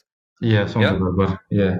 Бірақ мысалы оларға айтамыз ғой, біз қазақ деп қашан атала бастадық? 65-ші жыл, бағанағы 1465 жыл десек, сол моменттен бастап біз қазақпыз, официально мен айтып тұрмын, яғни ресми түрде біз сол жерден бастап қазақпыз, яғни біз қазақты кім деп айтқан кезде, енді ресми түрде айтсақ, біз 1465 жылдан бастап бағанағы керей жәнібек құрған, мұсылман болған, қазақ тілінде сөйлеген халықпыз деп, яғни айтады ғой, народный идея дей ма, қалай айтсам болады, яғни біздің қазақты кім деп сұраған кезде жауап бере алатын бір енді нақты бір жауап болу керек секілді бұл жерде бізде, яғни халықты біріктіре алу үшін де дейді. Өйткені әлі күнге дейін бізде бір кішкене не бар, ол жағынан кішкене білмеймін, спор дейді ғой, анау былай дейді, мынау былай дейді, нақты ешкім айта алмайды ештеңе деп. Ол жағынан адамдар, менің ойымша адамдар ішінен қалай сезеді, солай болу керек. Әрине. Ол ішінен қалай сезеді, солай болу керек. Біріктіретін, әрине, егер де біз қазір үлкен екі группаға бөліне бастасақ, тенгризм мен ислам діні, ол енді қате болады. Меніңше қазіргі Қазақстан Республикасының ұстанып отырған политикасы ол унитарлы мемлекет біріншіден, яғни және де еркін мемлекет, дін жағынан еркін мемлекет тұр, бірақ та басым бөлігі ислам дінінде жүр деп айтуға болады ғой. Ішкі жан дүниесі кішкене мұсылман болып тұрмыз ғой кәдімгі, тіпті мешітте азан оқыған кезде тым болмаса ішетін, сол кезде ішіп отырған балаларды айтып отырсақ, сол үшін жас балалар, тіпті любой адамдар пиво ішіп, арақ ішіп отырса, азанның дауысын естісе, пивосын бәрін қойып қояды ғой. Ол дегенне ішінде бір сенім деген бар болғаны, яғни біздің қанымызда ислам діні бар екен белгісі. Тіпті ішіп жүріп, ойбай, мен анда бармаймын, мен сенбеймін деген адамдар азан оқыған кезде арағын қояды, оразаның кезінде көптеген адамдар атеист десе де ислам ораза ұстап жүрген адамдар да бар. Ол деген ішкі жан дүниесі соны керек етіп тұр ғой. Сол үшін менің ойымша, яғни қанша тенгризм деп айта берсе де, ішінен біз бір құдіретті нәрсеге сенеміз. Сол бізді біріктіру керек, яғни сол бізді біріктіріп тұр ғой, ол бір нәрсеге сену, бір құдіретті нәрсеге сену, сол құдіретті нәрседен қорқу. Сол. Иә. Ал адамдар айта береді. Нарик Билай. Мен өте жақсы тарих жайлы жақсы айттық деп ойлаймын. Өйткені мен енді көп бұл жерде әрине зерттейтін сұрақ көп. Енді өзің YouTube каналында ол жерде айта жатасың деп ойлаймын өзім жеке. Мен енді басқа былай тақырыпқа көшкім келіп отыр. Ол сен бағана өзің жеке былай жұмысың, өз негізгі ол Vine дейміз немесе YouTube проекттер дейміз, сценаристсің, иә? Яғни сценарий жазасың, негізгі мамандығың. Сен бұмен қалай келдің? Жалпы сен о баста, яғни мен білмеймін, просто қалай адам сценарист екенін түсінеді жалпы? Сен қалай түсіндің өзің? Ол тек қана халықтың жағдайын айту кішкене. Оған деген 8-ші сыныпта мен КВН ойнай бастағанмын. Павлодар қаласында қазақша КВН ойнағанмын. Мақтанып кетейін, чемпион болғанбыз қаланың деп. Мектепте оқып жүріп, городской чемпион болғанбыз. Яғни студенттер, үлкен адамдардың арасында мектеп командасы чемпион болған. Ол кезде біз Ирина Қайратовнаға Алдиярды танисың ба? Иә. Сол Алдикпен бірге ойнағанбыз. Яғни Алдик олар ол менен кіші болса да, КВН жағынан ол менен бір сыныпқа жоғары болды. Мысалы үшін мен 8 оқып жүргенде ол 7 оқып жатыр, бірақ ол менен кішкене ертерек ойнай бастады да. Сол кезде КВН ойнай бастағанбыз. Алдияр бар, содан кейін Ирина Қайратовнаға Жасик бар, мен бармын, кейін Астанадағы кейбір сценаристер бар. Солар КВН ойнай бастады. Кейін 11-ші сыныпта мен 11-ші сыныпты бітіріп, Ауызға түстім да, Алматинский университет энергетики и связи деген. Ол жақта мен орысша КВН ойнай бастадым. Сол жақта ойнап КВН деген ол халықты күлдірте білу. Ал халықты біз қалай күлдірте аламыз? Егер де оған ішінде тұрған бір ішкі жан дүниесін алып шығып көрсетсем, ол соған күледі кез келген адам. Яғни КВН-нің кішкене сценарийға қызығушылық таныта бастадым. Кейін Әділ Жәмекенов деген бар, ол Павлодар КВН, қазақша КВН одағын ашқан адам.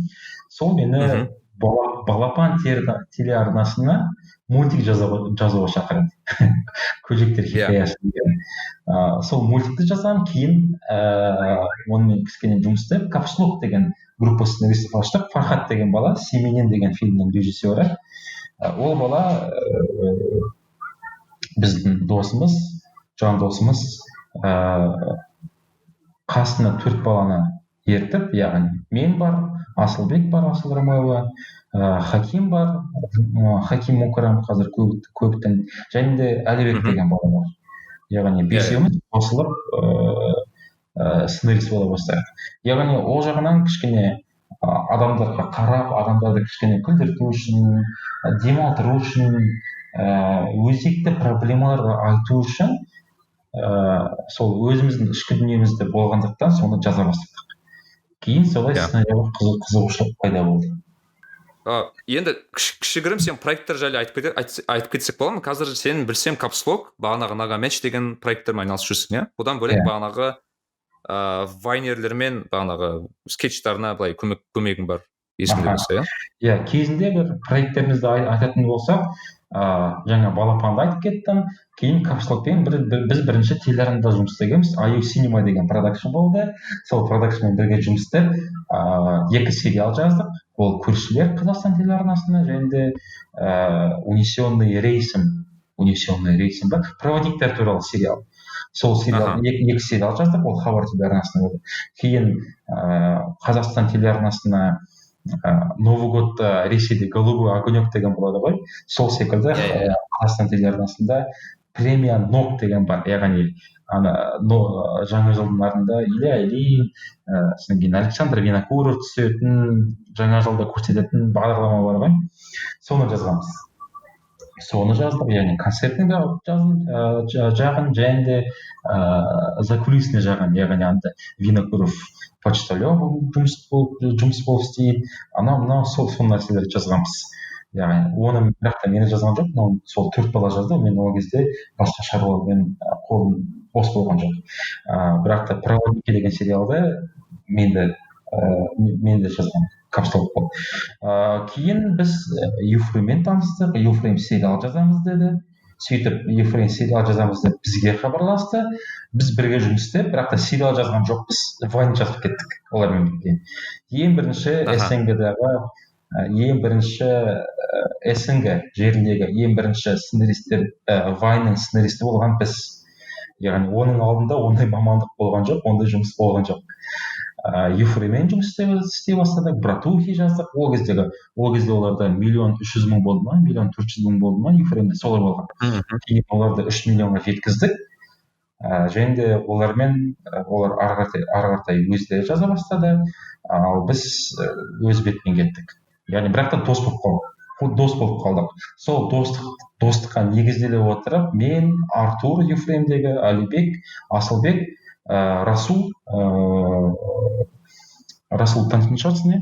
Иә, досым ғой. Сол бесеуміз Нагамеш деген проектті ашқанбыз. Сол тек қана біздің футболды жақсы көретініміздің жай ғана махаббаты болған ғой, Нагамеш деген. Қазір ол кішкене осындай проект болып кетті, бірақ та басында ол тек қана футболға деген махаббат жайлы сол туралы ашқанбыз, достыққа негізделе отырып. Бірақ та бір айта келетін жағдай, көбісі айтады, сол информацияны білген кезде, сонда Юфрем өздері жазған жоқ па сценарийді? Жоқ, біз бірге жаздық. Бірге отырып, кәдімгідей бірге жаздық. Кейін Юфреммен жұмыс істедік. Басында көбінесе Юфреммен жұмыс істедік, ЖКмен жұмыс істедік. ЖК де өзі жазады, өзі де өте сондай шапшаң бала, юморной, талантты бала ғой ЖКдегі. Тіпті кейін Ресейге бардық. Ресейге оқуға бардық, біз Ленфильмді. Яғни біз жай ғана КВНшік емес, біз сонымен қатар Ленфильмға барып, ол жақта мастерство сценарист деген курсты өтіп кеттік. Бір ай оқып, сол жақта кәдімгі драматургия бүкіл жағынан дұрыстап оқыдық. Қазақ фильмде де оқыдық. Қазақ фильмнен кішкене жоғары өсу үшін Ленфильмға барып оқып келдік. 91-мен жұмыс істедік, әсіресе адвокациямен жұмыс істедік. Сен істемеген адам жоқ сияқты Қазақстанда, естіп отырсам. Көптеген адамдармен жұмыс, біздер азбыз ғой, кино маңында жүрген адамдар аз.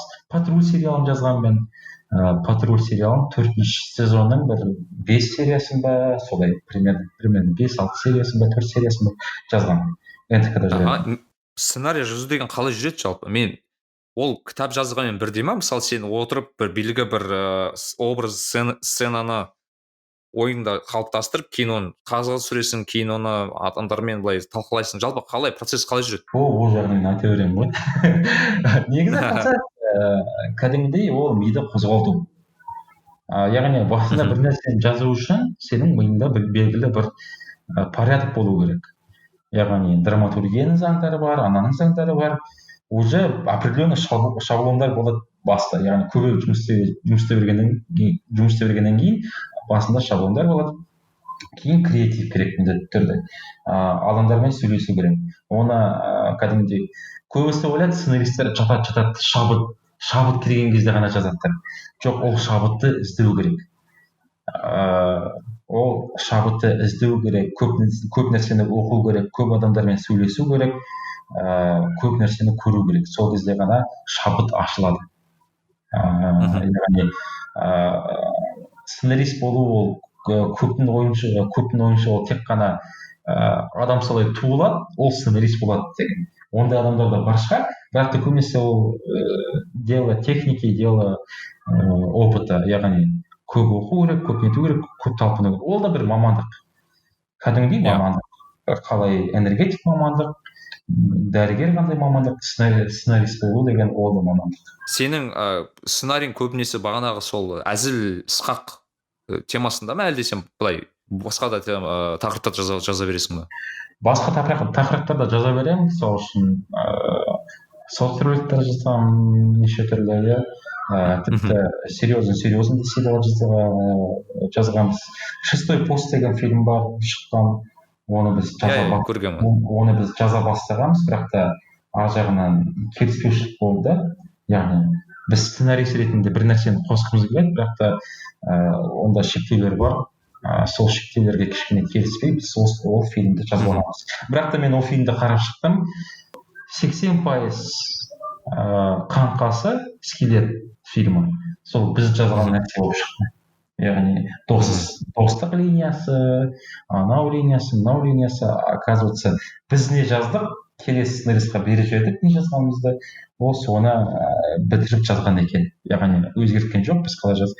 Ол деген қаңқасын қалдырған. Яғни біз жаңа айтып өттім ғой, Ленфильмге барып драматургияны оқығанбыз.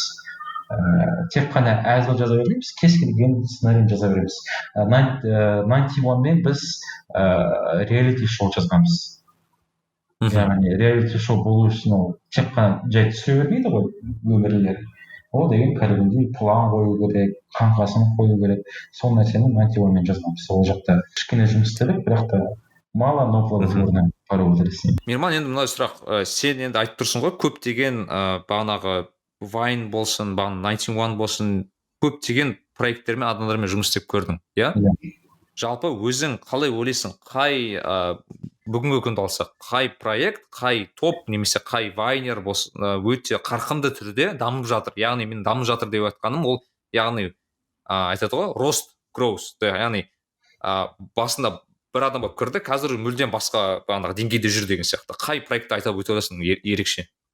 Ерекше біздің Қазақстанда тек қана бір проект бар, шынымен де үлкен проектқа айналған. Ол Юфрейм. Ол мен тек қана дос ретінде айтып жатқан жоқпын. Бұлай реально қарап отырсаң, Юфрейм деген жай ғана жиналып жаза бастаған, бірақ та Юфреймде болған бүкіл адамдар қазір топ-блогерлер ең бірінші. Арман режиссер жағынан қатты өсті, Артур жағынан, сценарий жағынан қатты өсті. Олар жай ғана өскен жоқ, олар шынымен де олар курстарға барып келген, қателеспесем Арман Украинаға барып келген, Артур да постоянно актерский мастерство алып отырады, сценарий жағынан кітаптар оқиды. Еңбектің белгісі ол. Мысалы үшін тіпті Жекамен салыстырып отырсаң, Жека күлкілі бала ғой, иә, мысалы үшін таланты бар бала. Ал Юфрейм деген олар трудягалар кәдімгідей. Олардың еңбектерінің нәтижесінде продюсерский центр ашылды, 21 деген, басында U-Creative болған, қазір 21 деген ашылды, Юфрейм бургер ашылды, Мармелад бар ашылды, тіпті заведение болмаса да қаншама жастарға көптеген жұмыс орны табылды, студенттерге жұмыс орны табылды. Көбінесе студенттер жұмыс істейді ғой сондай жерлерде. Студенттерге немесе кім енді білмеймін қанша, бірақ та көптеген жұмыс орындары ашылды сол Юфреймнің арқасында. Бұлай қарап отырсаң, тек қана 4 баланың бірігіп кішкене әзіл түсірудің нәтижесінде білмеймін бір 4000, 3000 жұмыс орны ашылған шығар. Ол деген кәдімгі результат қой, үлкен результат. Яғни тіпті қазіргі доставкалардың өзі ол сондай кафелердің дамуының арқасында болып тұр. Сол салдары болып тұр. Яғни Қазақстанда шын мәніндегі кішкентай проекттен үлкен проектке жеткен группа ол Юфрейм. Яғни мен мұнда контент жағынан айтып отырған жоқпын, мен тек қана масштаб бойынша айтып отырмын. Масштаб бойынша олар мықты, тіпті Расул министр маркетолог болған деп жатыр ана жақта. Расул енді министр ғой біздің. Мен енді мынандай мәселені қозғаған кетір, мен кейде мен енді сабақ беріп көрдім да, енді бір универде кейін былай универден бөлек те сабақ берген адаммын да, сол кезде анау студенттеріме, оқушыларыма айтатын, если не получится, то станете вайнерами деп айтатын да, прикол ұстап оларға. Енді программирование ғой, мен енді сабақ беретін. Енді оңай емес пән да, енді шынымен инженерия ғой қаншадегі, мен сол кезде қиын болған кезде айтатын, вайнер болсаңдар болмай шықсыздар.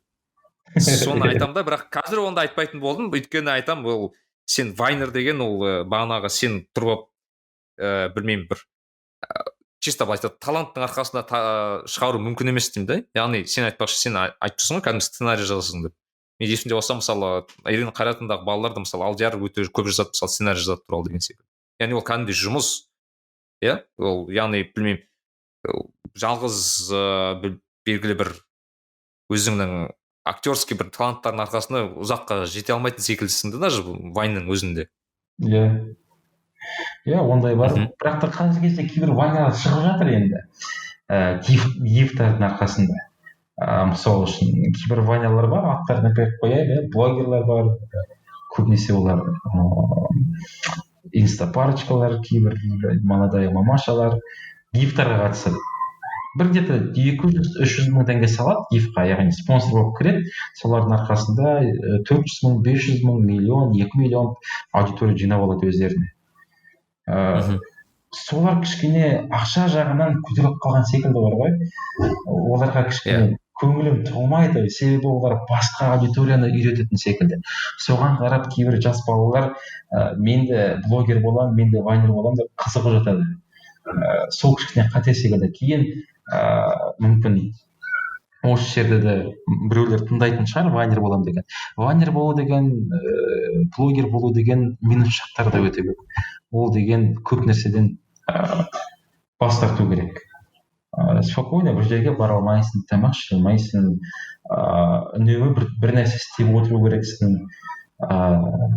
Көбінесе біз қалай демаламыз? Киноға барып демаламыз, жай саябақта демалып барамыз, кафеге, тіпті жас болсаң клубтарға барып демалады кейбір адамдар. Ол жаққа бара алмайсың, ол жақта сенің тіпті өзіңнің отбасымен де кішкене жүре алмайсың, себебі әрқашанда саған келіп фотоға түседі, немесе неше түрлі негативті комментарийлер тастайды, дайректке жазады, угрожать етіп, сөз айтып, оның бәріне психологиялық түрде шыдау керек. Сондай белгілер бар негізі.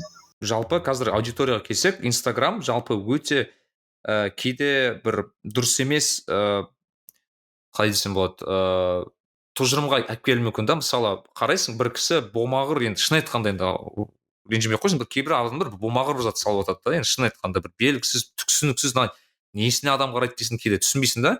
Ал кейбір проекттер бар, мысалы сенің проекті сияқты, тарих сияқты, немесе белгілі бір educational проекттер бар, неше түрлі яғни жақсы жазып, кәдімгідей адамды ойландырып бір кішкене жасайтын адамдар бар, оны жасайтын адамдар. Бірақ олар мысалы аудиториясы өте аз, бағанағы вайндермен салыстырғанда. Яғни бұл жердегі мәселе аудиторияның сапасында да кейде даже.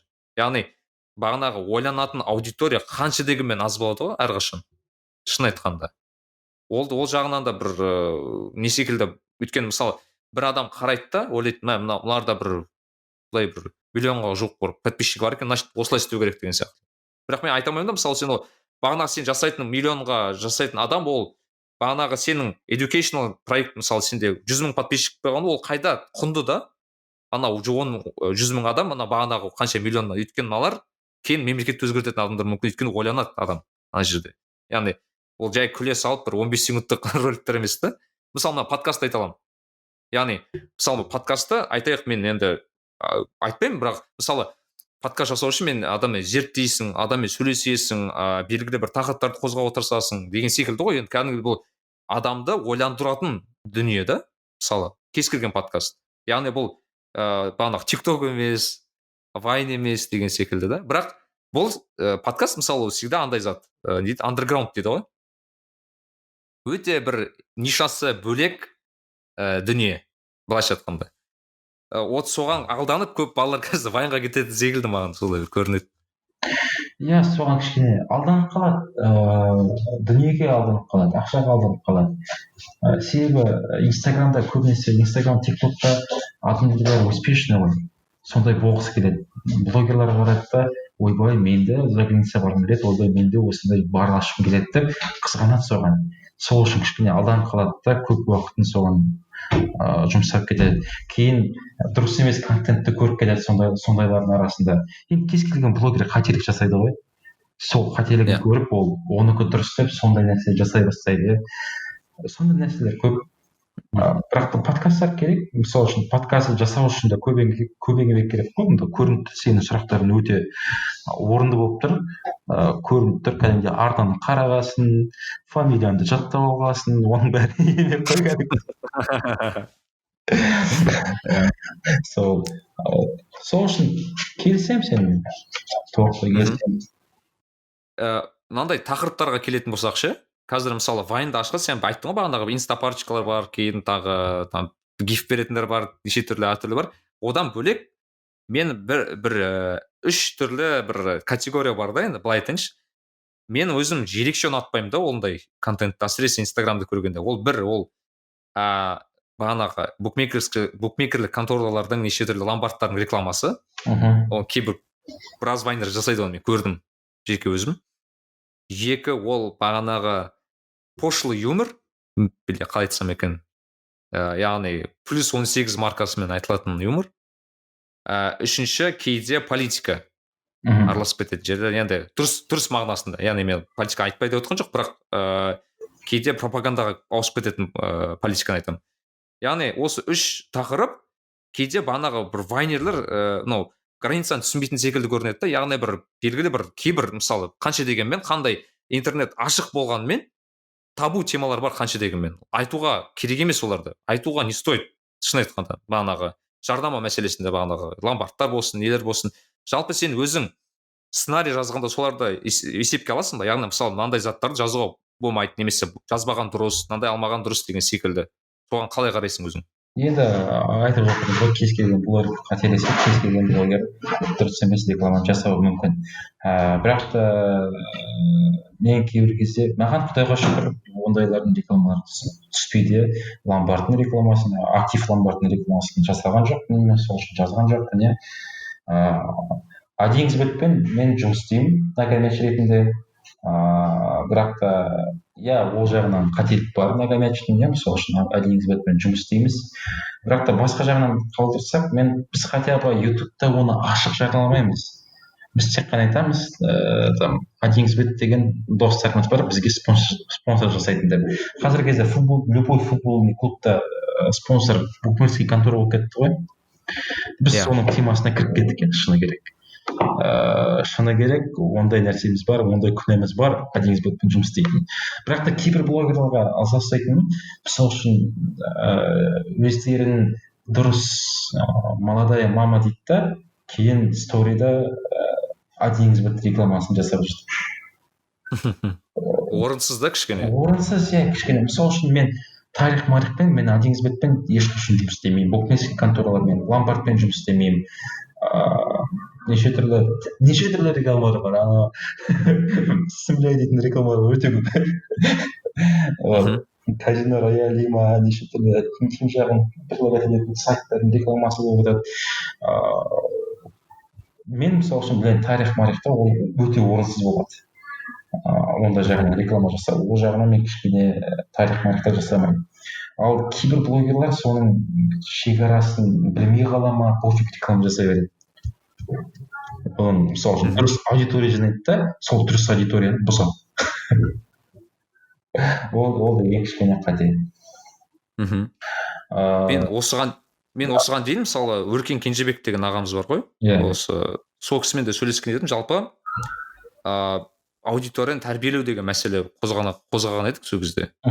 Яғни сен белгілі бір аудитория жұмыс істегенде тәрбиеге, ол кішкентай бала секілді, оны да тәрбиелеуге болады дейді да. Яғни мысалы сен басында қабылдамайды, комментарий хейтер болады, отписаться етеді деген секілді. Кейін қалғандарын сен бірнәрсе үйрете аласың. Яғни шын айтқанда, яғни дұрыс құндылықтар болса, дұрыс құндылықтар бересің.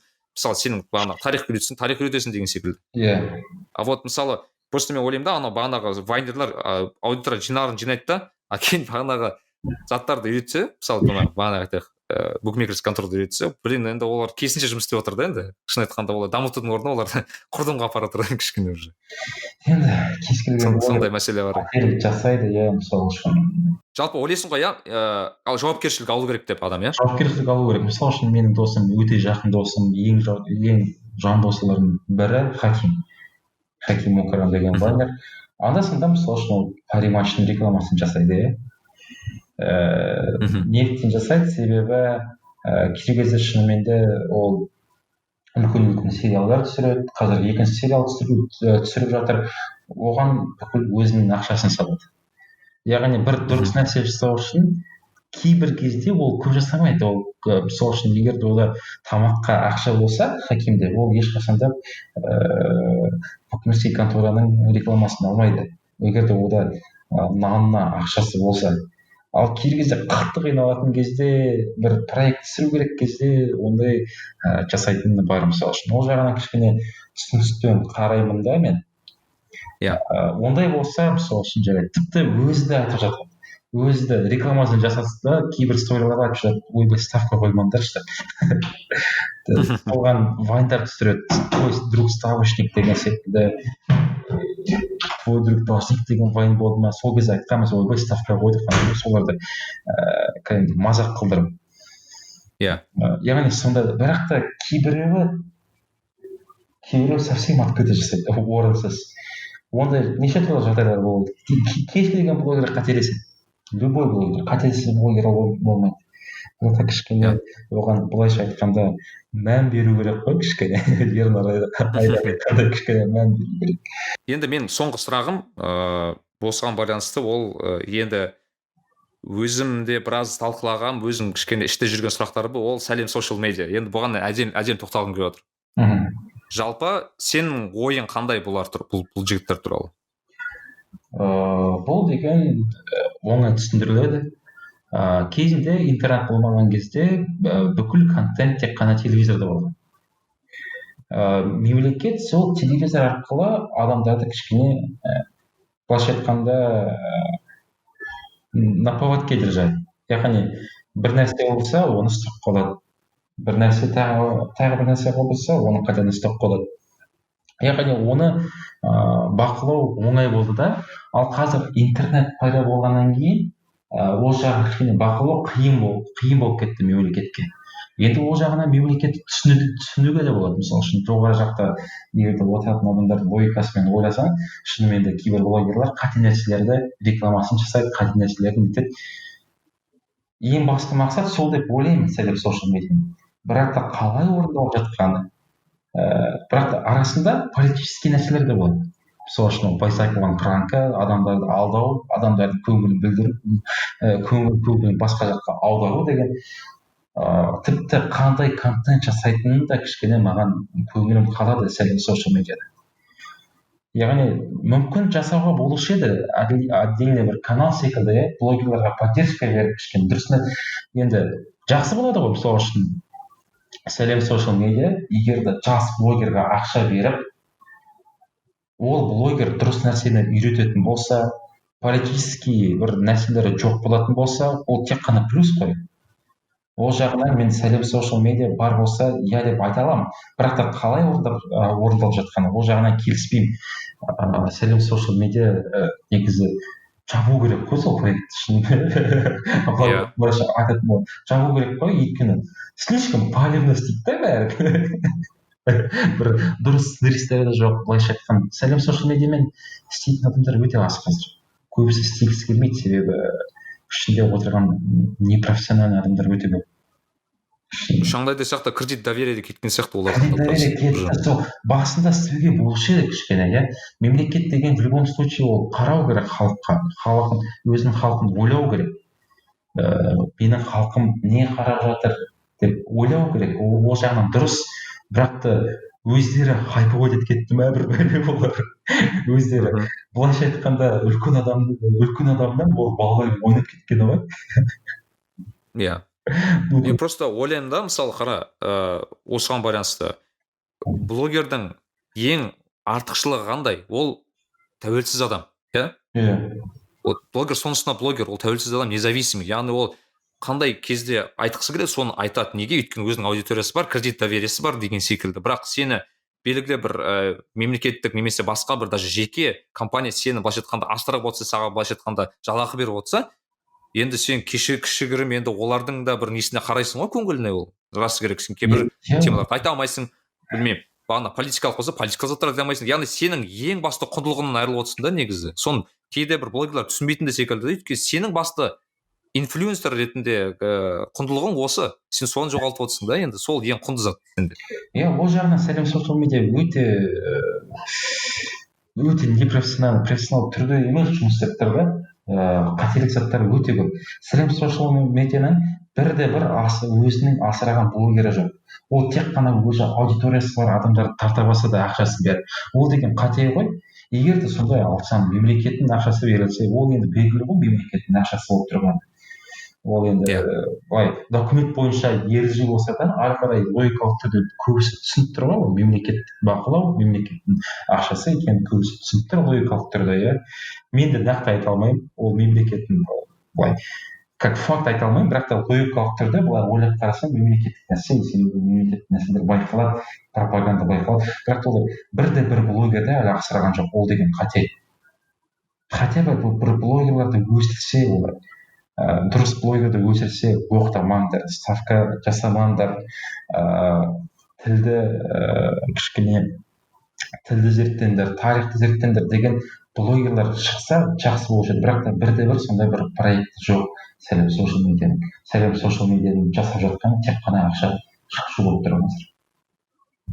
Менің ойым бұл жерде негізі бұл о баста провальный проект секілді, өйткені бұл интернет қазіргі заман, ол брендтің заманы емес, ол жеке блогерлардың заманында.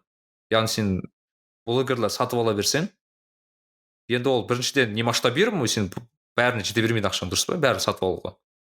Екіншіден ол бағанағы аудиторияда енді мысалы, білмеймін, мен бүкіл блогерлардың бәрі сатып алса, онда неге қайта сонда тәуелсіз блогерлар қайда қалды деген сұрақ пайда болады да, бұл жерде бәрін сатып ала берсе. Ол жағынан қате істеп жатыр да. Меніңше басында ашқан кезде олардың мақсаты басқа болған шығар. Бірақ та кеткен жолдары совсем қате. Қолдамаймын сәлем social media, олармен жұмыс істегім келмейді да мен. Сәлем social media.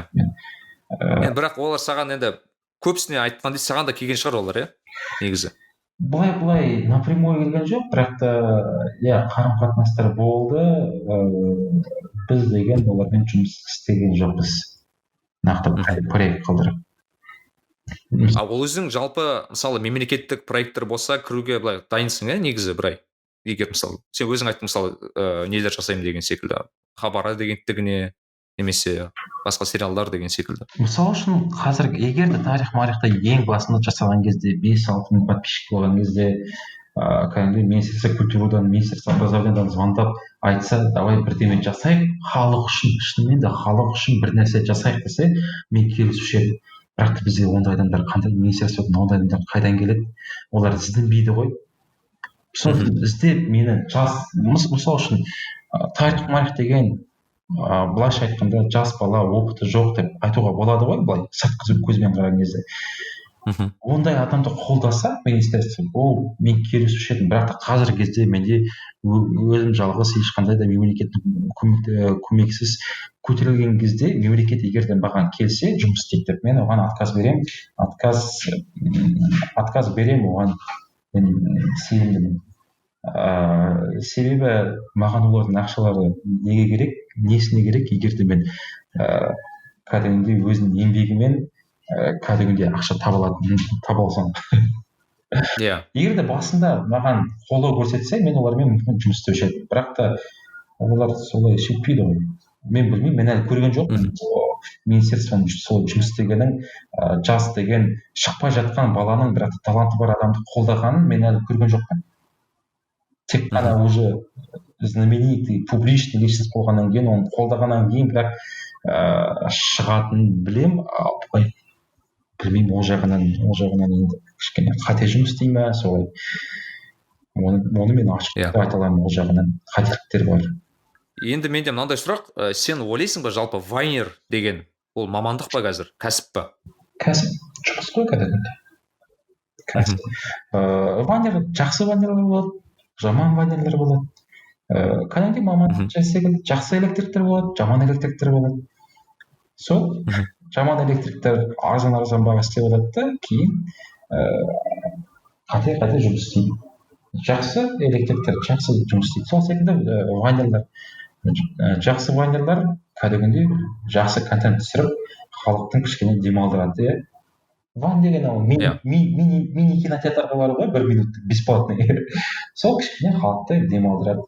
Ал жаман вайнерлер халықты деградация жасайды. Ол да мамандық деп есептеймін мен. Нарик Билай. Енді мен мынадай тақырып айтайын дегеніз, жалпы даму жайлы айтсақ. Сен өзің енді қазір сценаристсің, өзің көптеген проекттерің бар, бірақ өзіңді қалай дамытуға тырысасың? Яғни бірінші дамыту дегенде мен бағанағы бірінші кәсіби дамуды айтамын. Яғни сен сценарист ретінде қалай өзіңді дамытуға тырысасың? екінші өзің бай рухани дамытуға, өйткені шыны керек, рухани дамусыз мен білуімше сценаристқа да қиын секілді, өйткені ішке де бір рухани бір азық керек секілді бұл жерде. Ең бірінші сценарист болу үшін сен өзінің халқын білу керексің. Сол себепті де мен қазіргі кезде көптеген адамдармен сөйлесемін. Таксиге отырсам таксистпен сөйлесемін, магазинға барсам продавщицамен сөйлесемін, паркта болсам кез келген адам өліп бара жатса бір оған денсаулық тілеп, ас болсын десем, кейбір кезде сол адамдармен сөйлесу керек. Ол деген сценарий жағынан керек, себебі ертең кино жазып жатасың. Киноны жазған кезде Библия героев деген болады, яғни Библия героев деген сен определенный адамдарды сипаттайсың кәдімгідей. Оны құрастырасың. Сол құрастырған кезде ол кәдімгідей біздің арамызда қандай адамдар бар, сондай адамдарды жазу үшін керек. Ең әуелі сол өзінің халқын түсіну. Өзінің халқын түсіну үшін кейін екінші этап ол сценарий жағынан дұрыс жазу, драматургияны білу. Ол жағынан да мысалы үшін кітаптар оқимын, «История на миллион» деген сценаристердің кішкентай кітабы бар, бір 800 беттік па сондай. Сол кітапты оқимын анда-санда. Кейін кезінде 8-ші сыныпта оқып жүргенде «Что такое КВН» деген, Марфин деген КВНщик бар, мықты болған. Соның кітабы бар, соны оқығанмын. Яғни ізденесің. Драматургия жағынан оқисың, ең әуелі адамдармен қарым-қатынас.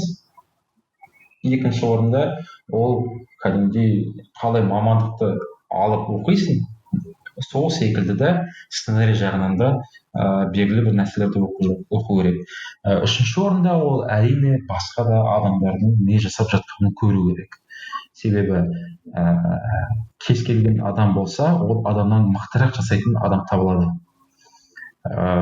Сол адамның не істеп жатқанын білу керек, қалай істеп жатқанын, тіпті неуспешный проекттерді талдау керек. Ол не үшін кірмей қалды, не үшін адамдар оны зерттеу жасау керек. Ол яғни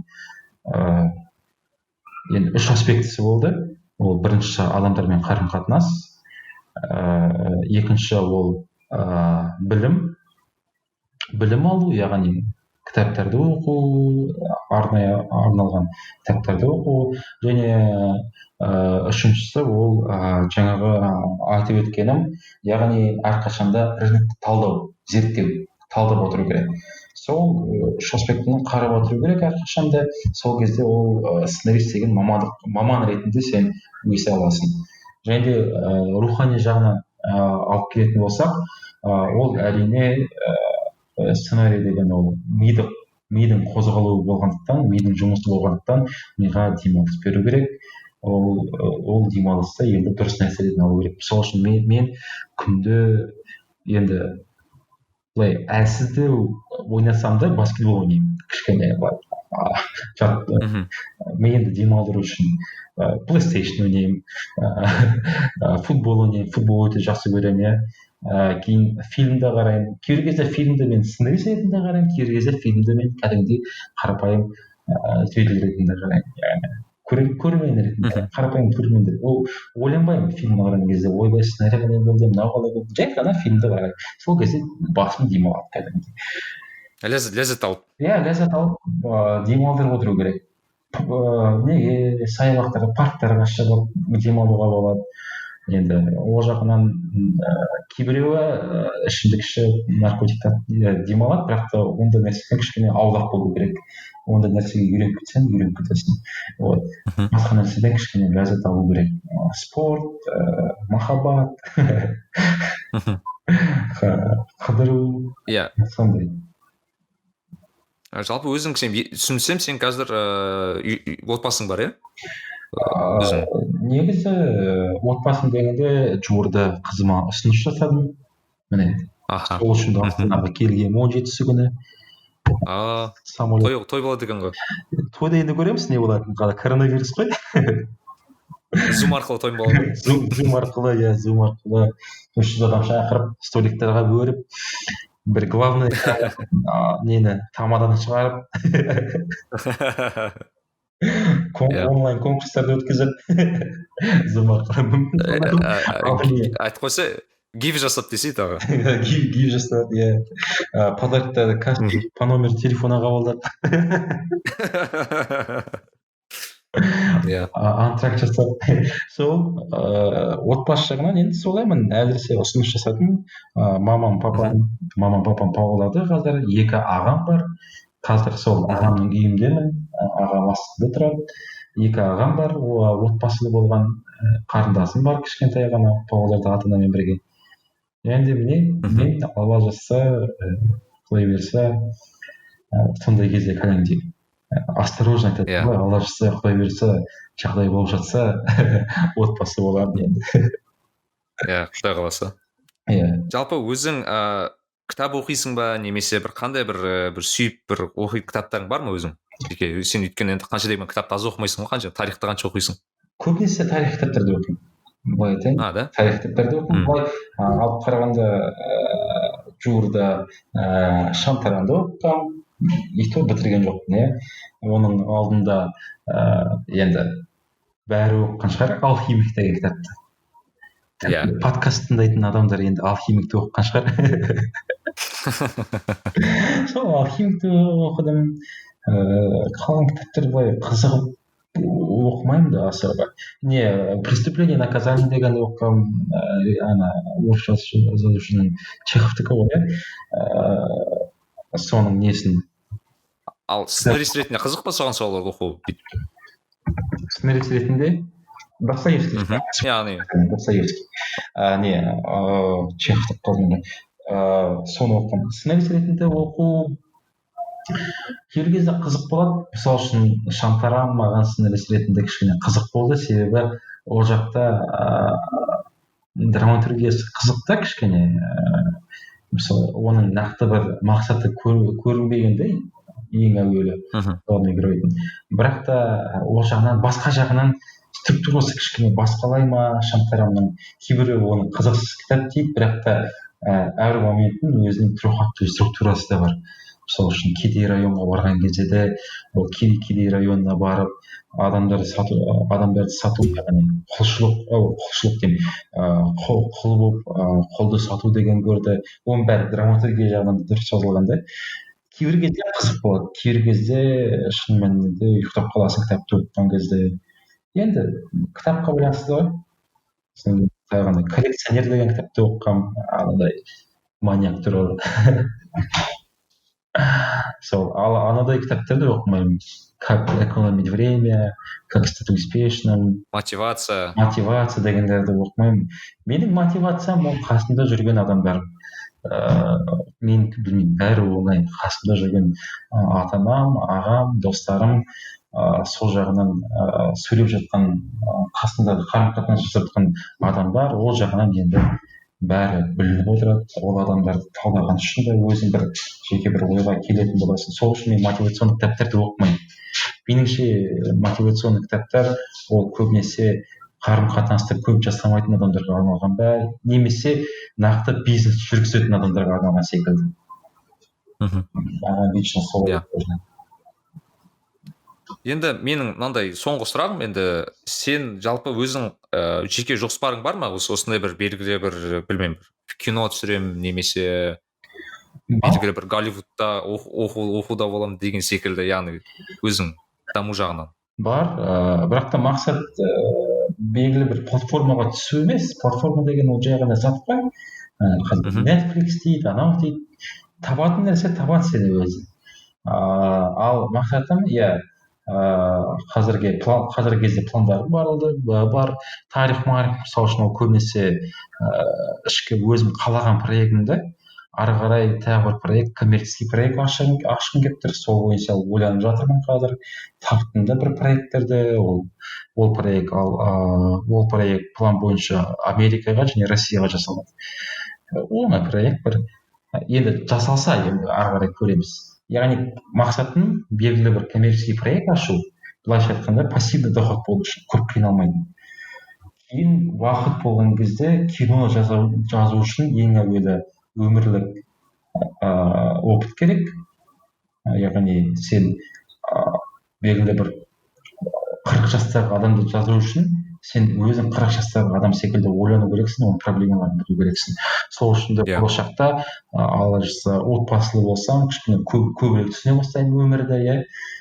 Сол кезде кішкене мүмкін балалы болған кезде бір сценарий жазу кәдімгідей өзімнің опытыма сүйене отырып белгілі бір фильм жазу бар ойымда. Тіпті кейбір синопсистар да бар жазып қойған, бірақ та жазғым келмейді, себебі оған ең бірінші ондай сценарий жазу үшін сенің запас ақшаң болу керек. Бір кино жазу үшін, дұрыс кино жазу үшін 2 жыл кетеді. Сен 2 жыл ешқандай проект алмау керексің. 2 жыл сол фильммен айналысу керексің. 2 жыл ол ішіндегі адамдарды ойластырасың, қаланы ойластырасың, бүкіл жағын ойластырасың. 2 жыл керек как минимум дұрыс кино жасау үшін. 2 жылда қаражат керек, соны ұстау үшін де. 2 жылда енді сен тамақ ішу керексің, отбасыңды асырау керексің, демалу керексің, оған ақша керек. Сол үшін де оған кішкене дайындалып бару керек. Өмірлік опытың болу керек ең әуелі. Бірақ та болашақта бар ойым бір кино түсіру, именно режиссура жағынан істегім келіп тұр, өйткені режиссура жағы маған ұнайды. Көбінесе сценаристер режиссерларға ыза болады да, неге мынаны былай түсірген жоқпын, негізі былай қойдым. Сол ыза болмау үшін өзім ішіндегі өзім режиссер болып бір фильмді түсіру деген бір мақсатым бар өзімнің. Арман емес ол, мақсат. Иә, керемет. Мейірман, өте білмеймін, өзім рахаттанып отырып жақсы уақыт өткізді деп ойлаймын. Қызық болды деп ойлаймын өзіме. Саған да? Иә, маған өте қызық болды. Сұрақтарың қатты ұнады. Иә. На уровне юридика болып кетті ғой деп. Енді мынандай енді ең соңғы сұрақ дейін.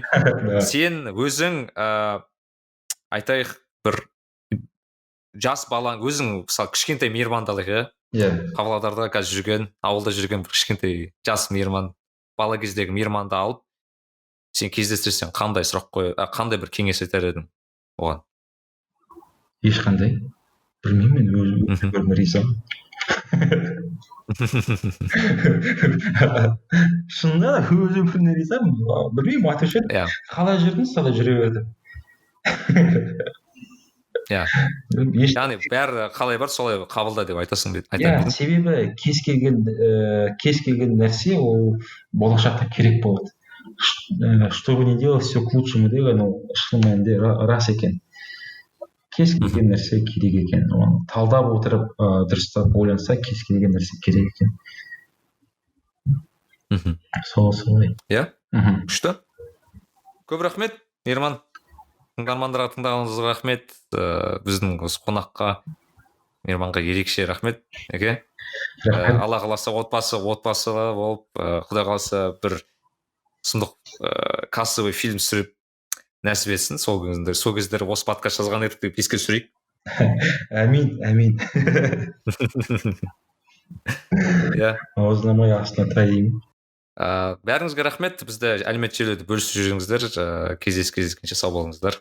Сау болыңыздар, рахмет.